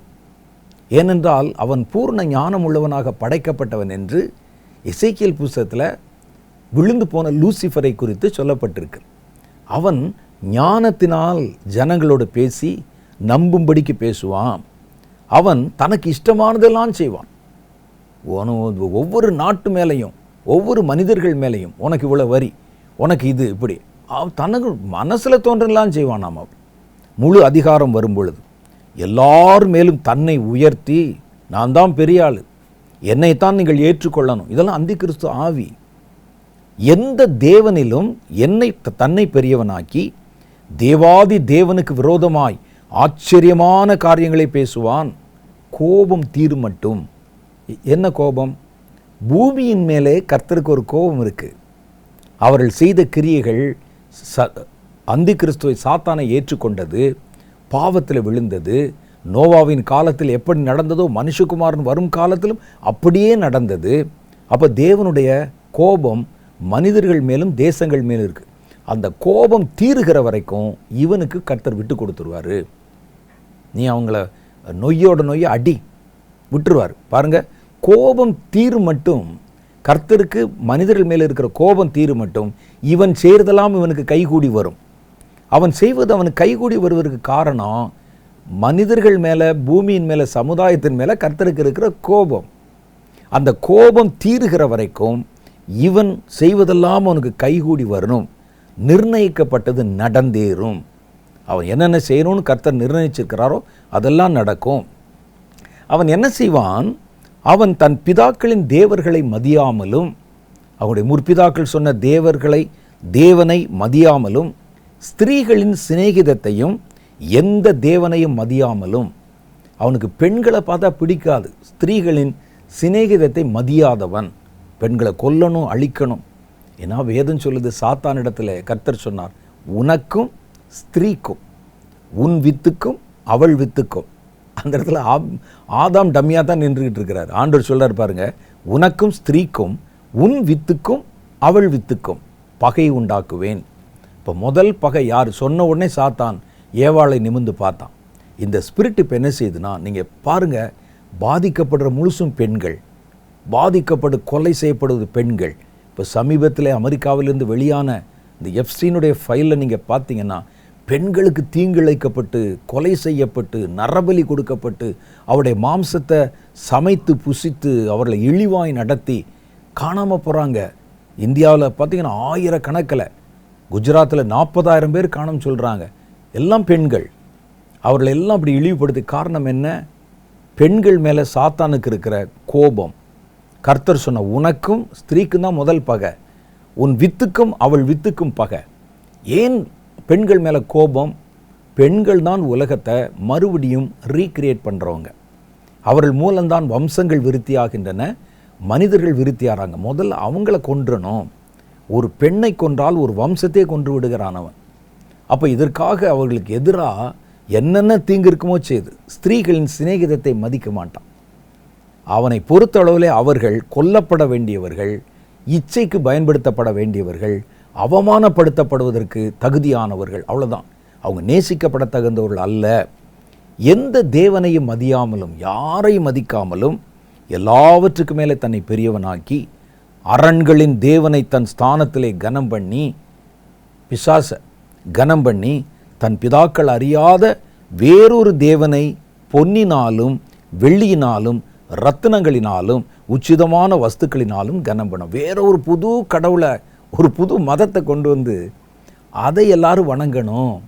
அது நான் கண்டுபிடித்தது, நான் தானே இருக்க தலைவர்னு ஒரு புது மதத்தை கொண்டு வரணும்னு தானியேல் சொல்லியிருக்கார். அது இப்போ அதுக்குண்டான காரியங்கள் நடக்கிறது. இதை நடத்துவதற்குத்தான் அந்தி கிறிஸ்துக்கு உதவி செய்கிறாங்க. இவர்கள் இப்படி போராடுறதுனால, ஸ்திரீகளை கொல்றதுனால, தேவனுடைய ஜனங்களுக்கு துன்பத்தை கொடுக்கறதுனால, அவர்களை அழித்து விட முற்படுவதனால ஒரு பெரிய போராட்டத்தை அந்தி கிறிஸ்துவின் ஆவியோடும் அந்தி கிறிஸ்துக்களோடும் நீங்கள் எதிர்கொள்ள வேண்டியது கடைசி காலத்தில் நீங்கள் சந்திக்க வேண்டிய ஒரு யுத்தம். எங்கேருந்து வரும் தெரியாது. யுத்தம்னு சொன்னோடனே வார்ஃபேரில் ஒரு வார்ஃபீல்டில் தான் போய் நின்று சண்டை போடணும்னு அவசியம் இல்லை. வீட்டுக்குள்ளேயே அந்த யுத்தம் வரும், வேலை பார்க்குற இடத்துல வரும், சமுதாயத்தில் வரும், கல்வி நிலையத்தில் வரும். எங்கே வேணாலும் அந்த அந்தி கிறிஸ்துக்கள் எல்லா இடத்துல இருக்கிறான்ல, அவன் தேவனுடைய பிள்ளைகளை எதிர்ப்பான். நீங்கள் கவனமாக உங்களை ஆயத்தப்படுத்திக்கிறணும், யுத்தத்திற்கு தகுதிப்படுத்தணும். நீங்கள் யுத்தம் கலந்தால் நீங்கள் ஜெயிச்சிருவீங்க. அப்படி ஜெயித்தவர்கள் தான் தெரிந்து கொள்ளப்பட்டவர்கள். அந்தி கிறிஸ்துவின் ஆட்சியினுடைய முடிவிலையும் கர்த்தருக்கு சாட்சியாக 4 திசையிலும் இருந்தாங்க. சாத்தானுக்கே தெரியாது. மத்திய 24 அதானே சொல்லுது, தம்முடைய தூதர்களை அனுப்பி இயேசு வரும்போது, அப்போ அந்தி கிறிஸ்துவின் ஆட்சி முடிய போகிற நாளில் பூமியில் இருக்கிற 4 திசைகள் இருக்கிற தம்மால் தெரிந்து கொள்ளப்பட்டவர்களை கூட்டி சேர்க்க சொன்னாராம். அப்போ அவங்கெல்லாம் இவனை எதிர்த்து தானே அவர்கள் உயிர் பிழைத்து கர்த்தருடைய வருகைக்காக காத்திருக்காங்க. அப்போ ஒரு பெரிய யுத்தம். அந்தி கிறிஸ்துவனுடைய வருகைக்காக செய்யப்படுகிற எல்லா திட்டங்களுக்கும் நீங்கள் எதிர்த்து நின்று யுத்தம் செய்யணும். உங்கள் போதகர் அல்லது உங்களை நடத்துகிற மரியாதைக்குரிய ஊழியக்காரர் என்ற போர்வையில் இருக்கவங்க கூட அந்தி கிறிஸ்துவ சப்போர்ட் பண்ணுற மாதிரி தெரிஞ்சால் நீங்கள் அலர்ட் ஆயிடணும். அதனால் பகை வந்தாலும் சரி, உங்களை அவர்கள் துன்புறுத்தினாலும் சரி, நாம் கிறிஸ்துவுக்காக ஊழியம் செய்வோம், கிறிஸ்துவுக்காக மரிக்கவும் அழைக்கப்பட்டிருக்கிறோம். நான் உங்களுக்கு ஒருவரை அடையாளம் காட்டணும், ஒருவரை ஏற்றுக்கொள்ளும்படி சொல்லணும்னா அது கிறிஸ்துவாகத்தான் இருக்க வேண்டும். ஒரு பெரிய டிக்டேட்டரை காமிச்சு வர நம்புங்க, இவரெல்லாம் கிறிஸ்தவருக்கு பாதுகாப்பு, அப்படி யார் பாதுகாப்பு கொடுப்பா? கர்த்தர் தான் நம்முடைய பாதுகாப்பு. இதை மனசில் வச்சுக்கோங்க. அவன் எதிர்த்து நிற்கிறவனாகவும், 2 தெசலோனிக்கேயர் புஸ்தகம் 2:4 சொல்லுகிறது, அவன் எதிர்த்து நிற்கிறவனாகவும் தேவன் எனப்படுவது எதுவோ, ஆராதிக்கப்படுவது எதுவோ அவைகள் எல்லாவற்றுக்கும் மேலாக தன்னை உயர்த்துகிறவனாயும், தேவனுடைய வீட்டில், கர்த்தருடைய ஆலயங்களில் தேவன் போல் அமர்ந்து தன்னைத்தான் தேவன் என்று காண்பிக்கிறவனாய், சபைகள் மேலே தன்னை கடவுள் என்பது போல காண்பிப்பான். எருசலேம் தேவாலயத்தில் நான் தான் கடவுள் என்று சொல்லி யூதர்களுக்கு தன்னை காண்பிப்பான். அதிலே 9-10 வசனம் சொல்லுது, அந்த அக்கிரமக்காரனுடைய வருகை, அந்தி கிறிஸ்துனுடைய வருகை எப்படி இருக்குமா? சாத்தானுடைய செயலின்படி சகல வல்லமையோடும் அடையாளங்களோடும் பொய்யான அற்புதங்களோடும் கெட்டு போகிறவர்களுக்குள்ளே அநீதியினால் உண்டாகும் வஞ்சகத்தோடும் இருக்கும். ரட்சிக்கப்படத்தக்கதாய் சத்தியத்தின் மேலுள்ள அன்பை அவர்கள் அங்கீகரியாமல் போனபடியினால் அப்படி நடக்கும். அப்போது இந்த பொய்யான கிறிஸ்தவர்கள் இருக்காங்க பாருங்க, கிறிஸ்தவர்களை போல இருப்பாங்க, ஆனால் கிறிஸ்தவர்கள் இல்லை. சபைக்கு போவாங்க, சாட்சி சொல்லுவாங்க, ஊழியம் செய்வாங்க. சத்தியத்தை அங்கீகரித்து தங்களை சத்தியத்துக்கு ஒப்பு கொடுக்காத இந்த பொய்யான கிறிஸ்தவர்கள் தான் அவனுடைய இலக்கு. அவர்கள் வஞ்சிக்கப்பட்டு போவார்கள். வசனம் சொல்லுது. 2வது ஒரு போர் இருக்குது, வேதம் அதை குறித்து நமக்கு சொல்லுகிறது. முதல் போர் நான் சொல்லிட்டேன், அந்தி கிறிஸ்துவோடும் அவன் கொண்டு வருகிற சட்டதிட்டங்கள், கட்டுப்பாடுகள் இவைகளோடும் அவைகளுக்காக உழைக்கிற அந்தி கிறிஸ்துக்களோடும் உங்களுக்கு போராட்டம் இருக்குது. அவனை ஏற்றுக்கொண்டு விட்டால் நீங்கள் விசுவாசத்தை இழக்க நேரிடும். விசுவாசத்தை தக்க வச்சுட்டு கர்த்தர் வர்ற வரைக்கும் தாக்கு பிடிக்கணும்னா நீங்கள் யுத்தம் செய்து தான் ஆகணும். அந்தி கிறிஸ்துவின் ஆவிகளோட மறுக்கணும். சிங்க கவியில தூக்கி போடுறேன்னு சொல்லுவான், சரின்னு சொல்லணும். உளையான அந்த பற்றி எரிகிற நெருப்பில் தூக்கி போட சூளைகள்னு சொல்லுவான், ஏற்றுக்கொள்ளணும். அது எல்லாவற்றையும் எதிர்த்து நின்று ஜெயம் பெறணும். அப்போ ஒரு யுத்தம் அந்தி கிறிஸ்துவோடும் அந்தி கிறிஸ்துக்களோடும் அவருடைய சட்டதிட்டங்களோடும் அந்தி கிறிஸ்துவின் ஆவியோடும் நமக்கு ஒரு போராட்டம் உண்டு. 2வது பாருங்க, அடுத்து வஞ்சக ஆவிகள். அந்த ஆவிகள் பொய்யான அற்புதங்களை செய்யும். இந்த பொய்யான அற்புதங்களோட நீங்கள் ஒரு யுத்தம் பண்ணணும். எப்படி? பொய்யான அற்புதங்களோட மெய்யான அற்புதத்தை கொண்டு யுத்தம் செய்தார்கள் என்று வேதம் நமக்கு காண்பிக்குது. பார்வோனுடைய சபையில் பொய்யான அற்புதங்கள் செய்து பார்வோனையும் அந்த நாட்டில் இருக்கிற ஜனங்களையும் தங்களுடைய கட்டுப்பாட்டில் வைத்திருந்த மந்திரவாதிகள் இருந்தாங்க. எகிப்தினுடைய மந்திரவாதங்களை பற்றி படிச்சிங்கன்னா பயந்து போயிடுவீங்க. அவர்கள் பில்லி சூனியம் வைப்பது, நரபலி கொடுப்பது, கொடிய ஆவிகளை தன்னுடைய கட்டுப்பாட்டில் வைத்திருப்பது, ஜனங்களை மிரட்டுவது என்று சொல்லி எகிப்தினுடைய மத கலாச்சாரம் என்பது பயங்கரமானது. அவர்கள் அங்கே கிரியை செய்து ஜனங்களை முடக்கி அவங்கள மிரட்டி அச்சுறுத்தி வச்சுருந்தாங்க. கர்த்தருக்கு அது தெரியும். இப்போது அவர்கள் மேல் ஒரு பயம் எகிப்திலிருந்து எல்லாருக்கும் இருந்தது, இஸ்ரவேலர்கள் உட்பட. அவங்க தான் பயமுறுத்துறானே, அவன் எல்லா அற்புதமும் செய்கிறான். அவன் சொல்கிறது கேட்கலன்னா குடிக்கிற தண்ணியெல்லாம் ரத்தமாக்கிடுறான். அவர்கள் சொல்லுவது கேட்கலன்னா ஒரு பெரிய கல் மழை விழுக வைக்கிறான்.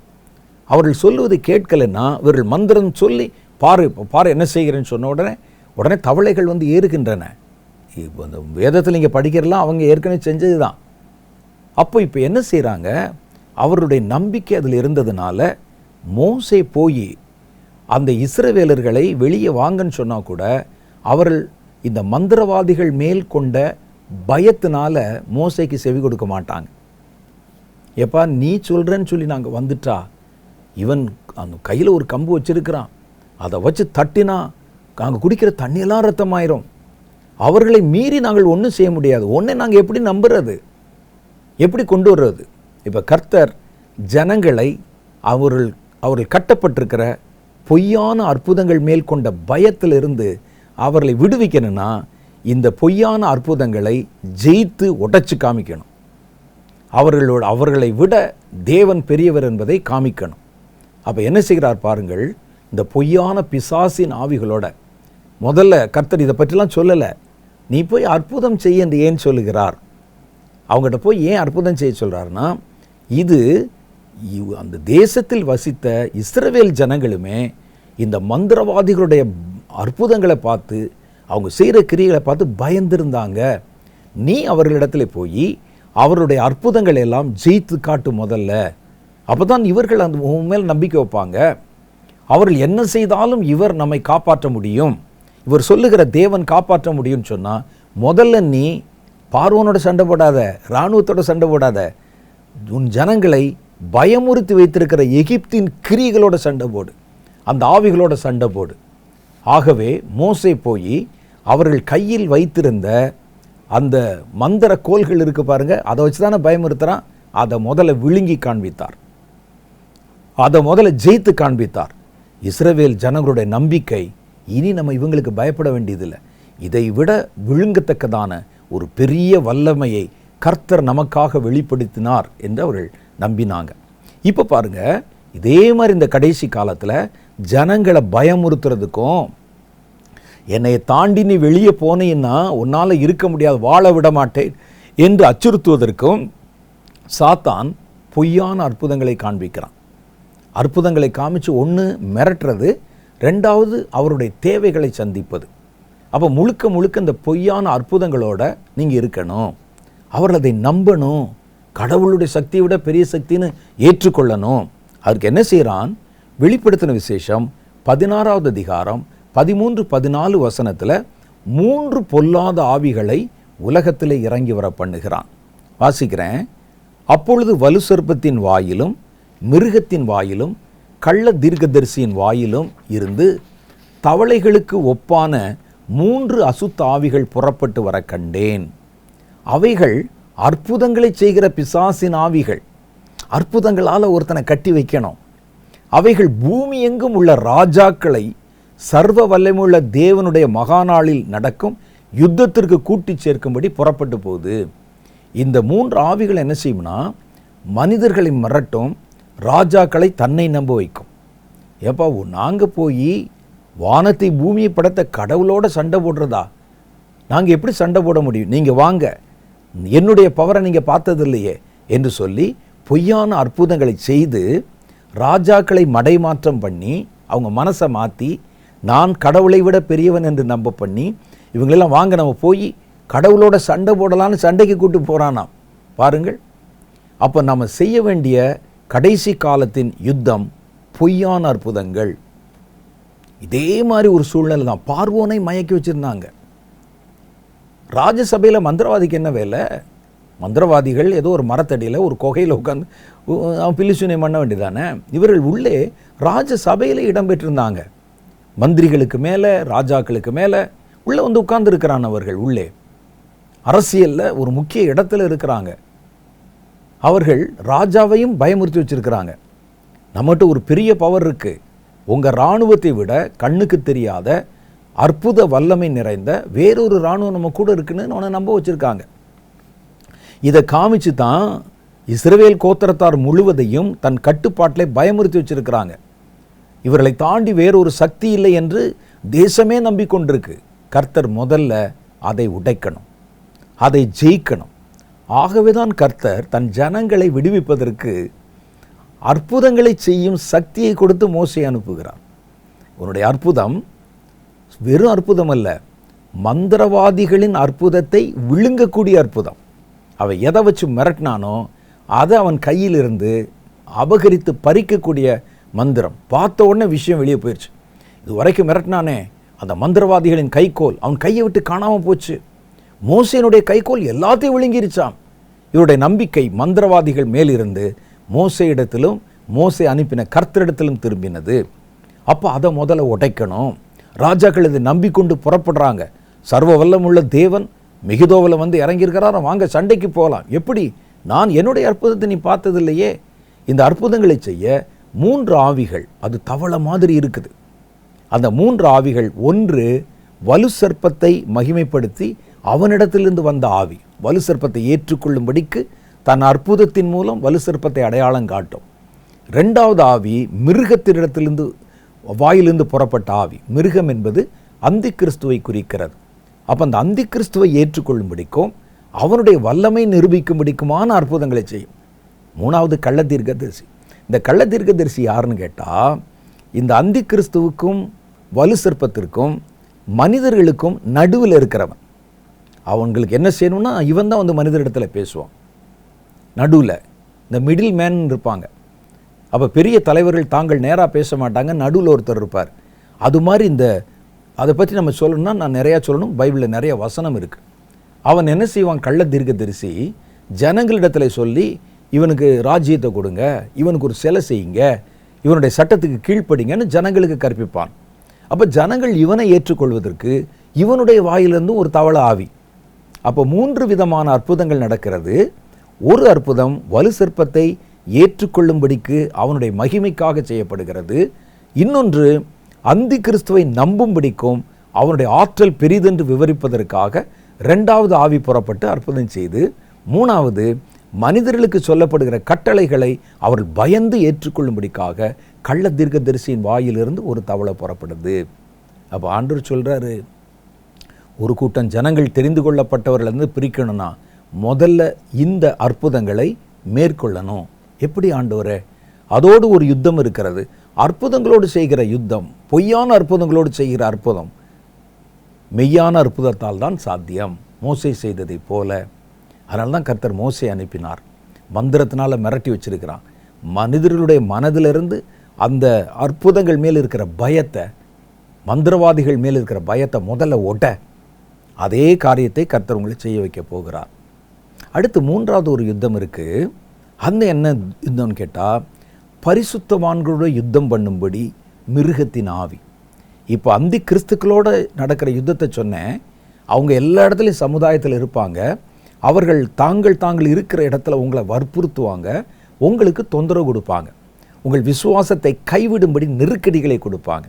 அவங்களோட நீங்கள் சண்டை போடணும். இப்போ நம்ம சண்டை போடுறது நேரடி மிருகமே. அந்த அந்தி கிறிஸ்து என்ன செய்வான்னா, பரிசுத்தவான்கள் கர்த்தருக்கு சாட்சியாக இருக்கிறவங்களோட சண்டை போடுவான். அப்போ தான் திரளான பேர் இரத்த சாட்சியாக மறிப்பாங்க. அவர்களோட யுத்தம் பண்ணி அவர்களை மிரட்டி ரத்தம் சிந்த வைத்து வேதம் சொல்லுது. வெளிப்படுத்தின விசேஷம் 13வது அதிகாரம் 1 சில வசனங்கள். பின்பு நான் கடற்கரை மணலின் மேல் நின்றேன்.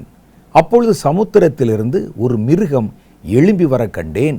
அதற்கு 7 தலைகளும் 10 கொம்புகளும் இருந்தன. அந்த கொம்புகளின் மேல் 10 முடிகளும் அதன் தலைகள் மேல் தூஷணமான நாமமும் இருந்தது. நான் கண்ட மிருகம் சிறுத்தையைப் போல் இருந்தது. அதன் கால்கள் ஒரு கரடியின் கால்களைப் போலவும் அதன் வாய் சிங்கத்தின் வாயைப் போலவும் இருந்தது. வலு சர்ப்பமானது தன்னுடைய பலத்தையும் தன் சிங்காசனத்தின் அதிகாரத்தையும் அதற்கு கொடுத்தது. அப்போ இது யாரு அப்படின்னு பார்த்தா, குமாரனுக்கு எப்படி பிதாவானவர் தன்னுடைய அதிகாரத்தையும் வல்லமையும் கொடுத்தாரோ அதே மாதிரி இந்த வலு சர்ப்பம் என்கிற இந்த பழைய பாம்பாகிய பிசாசு அந்தி கிறிஸ்துவுக்கு தன் அதிகாரத்தெல்லாம் கொடுக்குதான். அந்த மிருகத்துக்கு அப்படிப்பட்ட அதிகாரம் கொடுத்த வலு சர்ப்பத்தை எல்லாரும் வணங்கினார்கள். ஜனங்கள் எல்லாம் இவ்வளோ பெரிய அற்புதம், இவ்வளோ பெரிய மகிமையை எங்கள் ராஜாவாக இருக்கிற அந்தி கிறிஸ்து கொடுத்துருக்கிறானே வணங்குவானாம். அது என்ன செய்து பாருங்க, பெருமையானவைகளையும் 5வது வசனம் தூஷணங்களையும் பேசும் வாய் அதற்கு கொடுக்கப்பட்டது. அல்லாமலும் 42 மாதம் யுத்தம் பண்ண அதற்கு அதிகாரம் கொடுக்கப்பட்டது. 42 மாதம்னா 3.5 வருஷம்.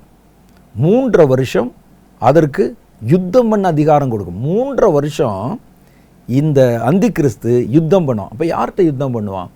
அந்தி கிறிஸ்து என்றால் கிறிஸ்துக்கு எதிரானவன்.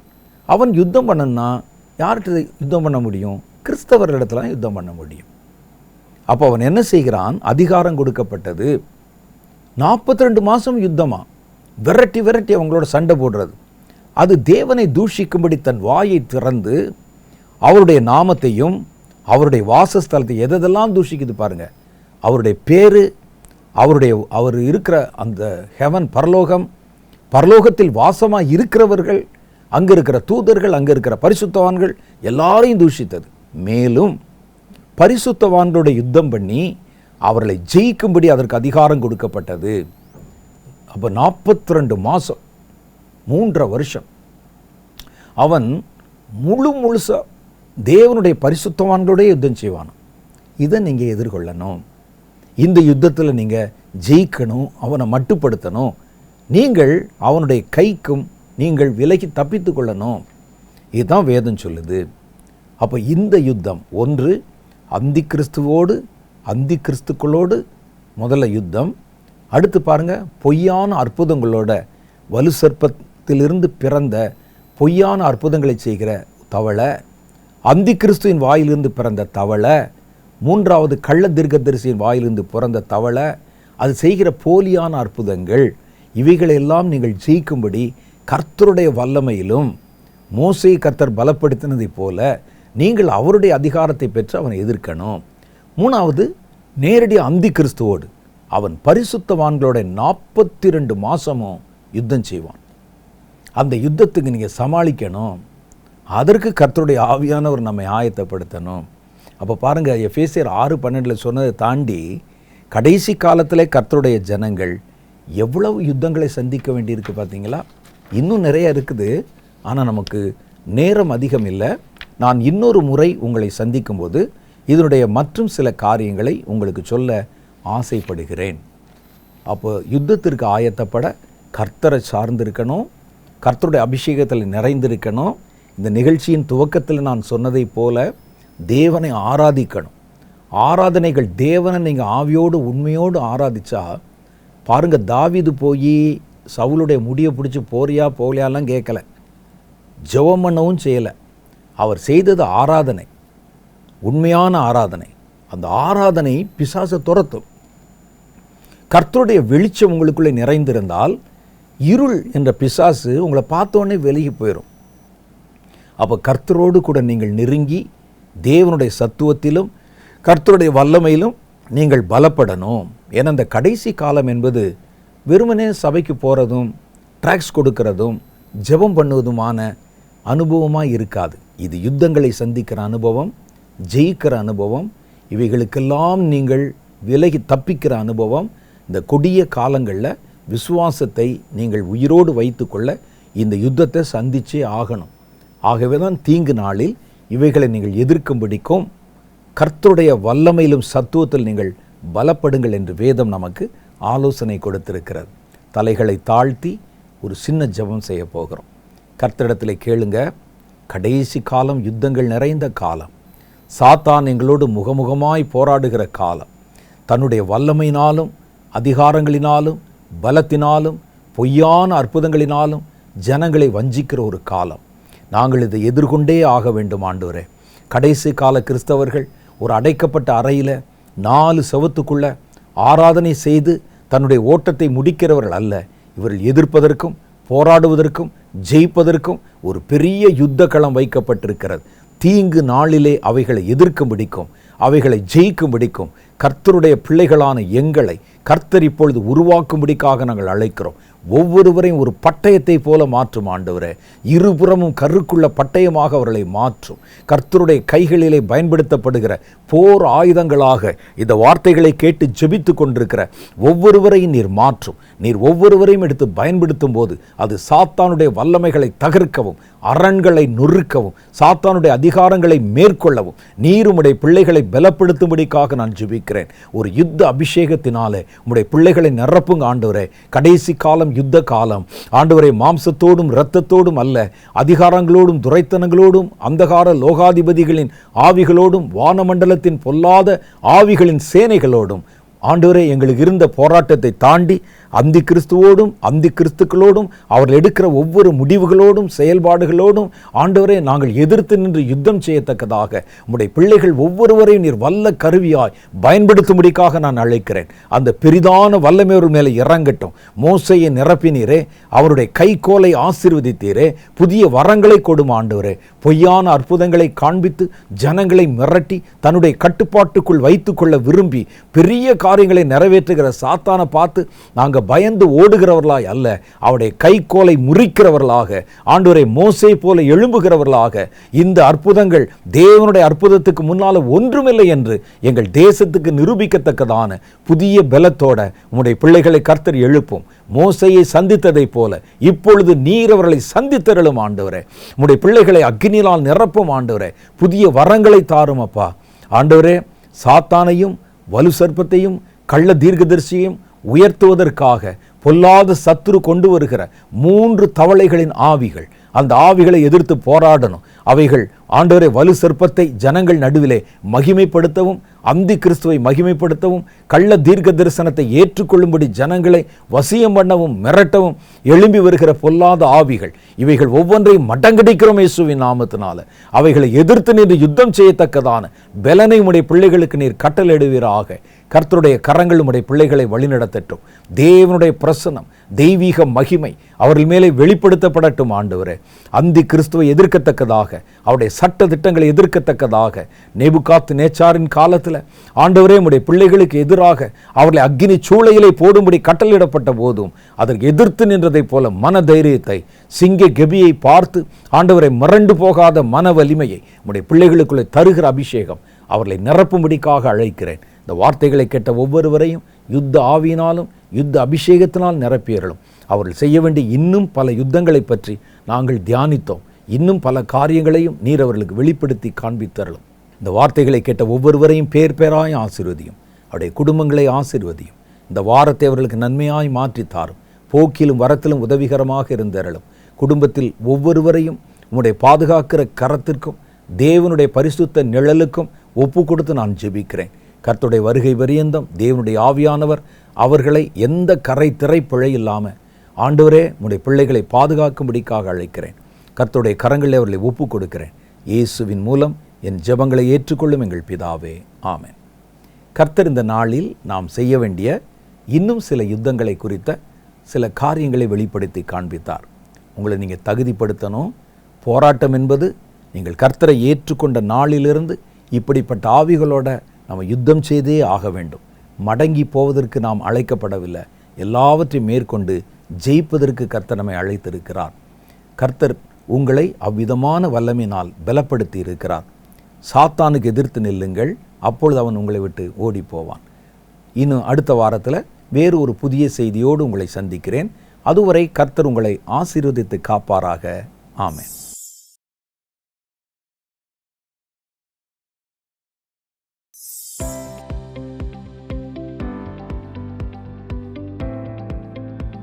சகோதரர் வின்சென்ட் செலுப்மார் அவர்களுடைய செய்திகளை தொடர்ந்து கேட்கவும் பார்க்கவும் சகோதரர் வின்சென்ட் செலுப்மார் அவர்களின் யூடியூப் சேனலை சப்ஸ்கிரைப் செய்து கொண்டு பெல் ஐகானை கிளிக் செய்து கொள்ளுங்கள். வேதத்தின் காரியங்களை அறிந்து கொள்ளவும், கடைசி கால செய்திகளை பற்றி தெரிந்து கொள்ளவும் மற்றும் ஆவிக்குரிய வாழ்க்கையில் இன்னும் வளரவும் இந்த செய்திகள் உங்களுக்கு மிகவும் பிரயோஜனமாக இருக்கும். தொடர்ந்து இந்த யூடியூப் சேனலை பாருங்கள், மற்றவர்களுக்கும் தெரியப்படுத்துங்கள். கர்த்தர் உங்களை ஆசீர்வதிப்பாராக.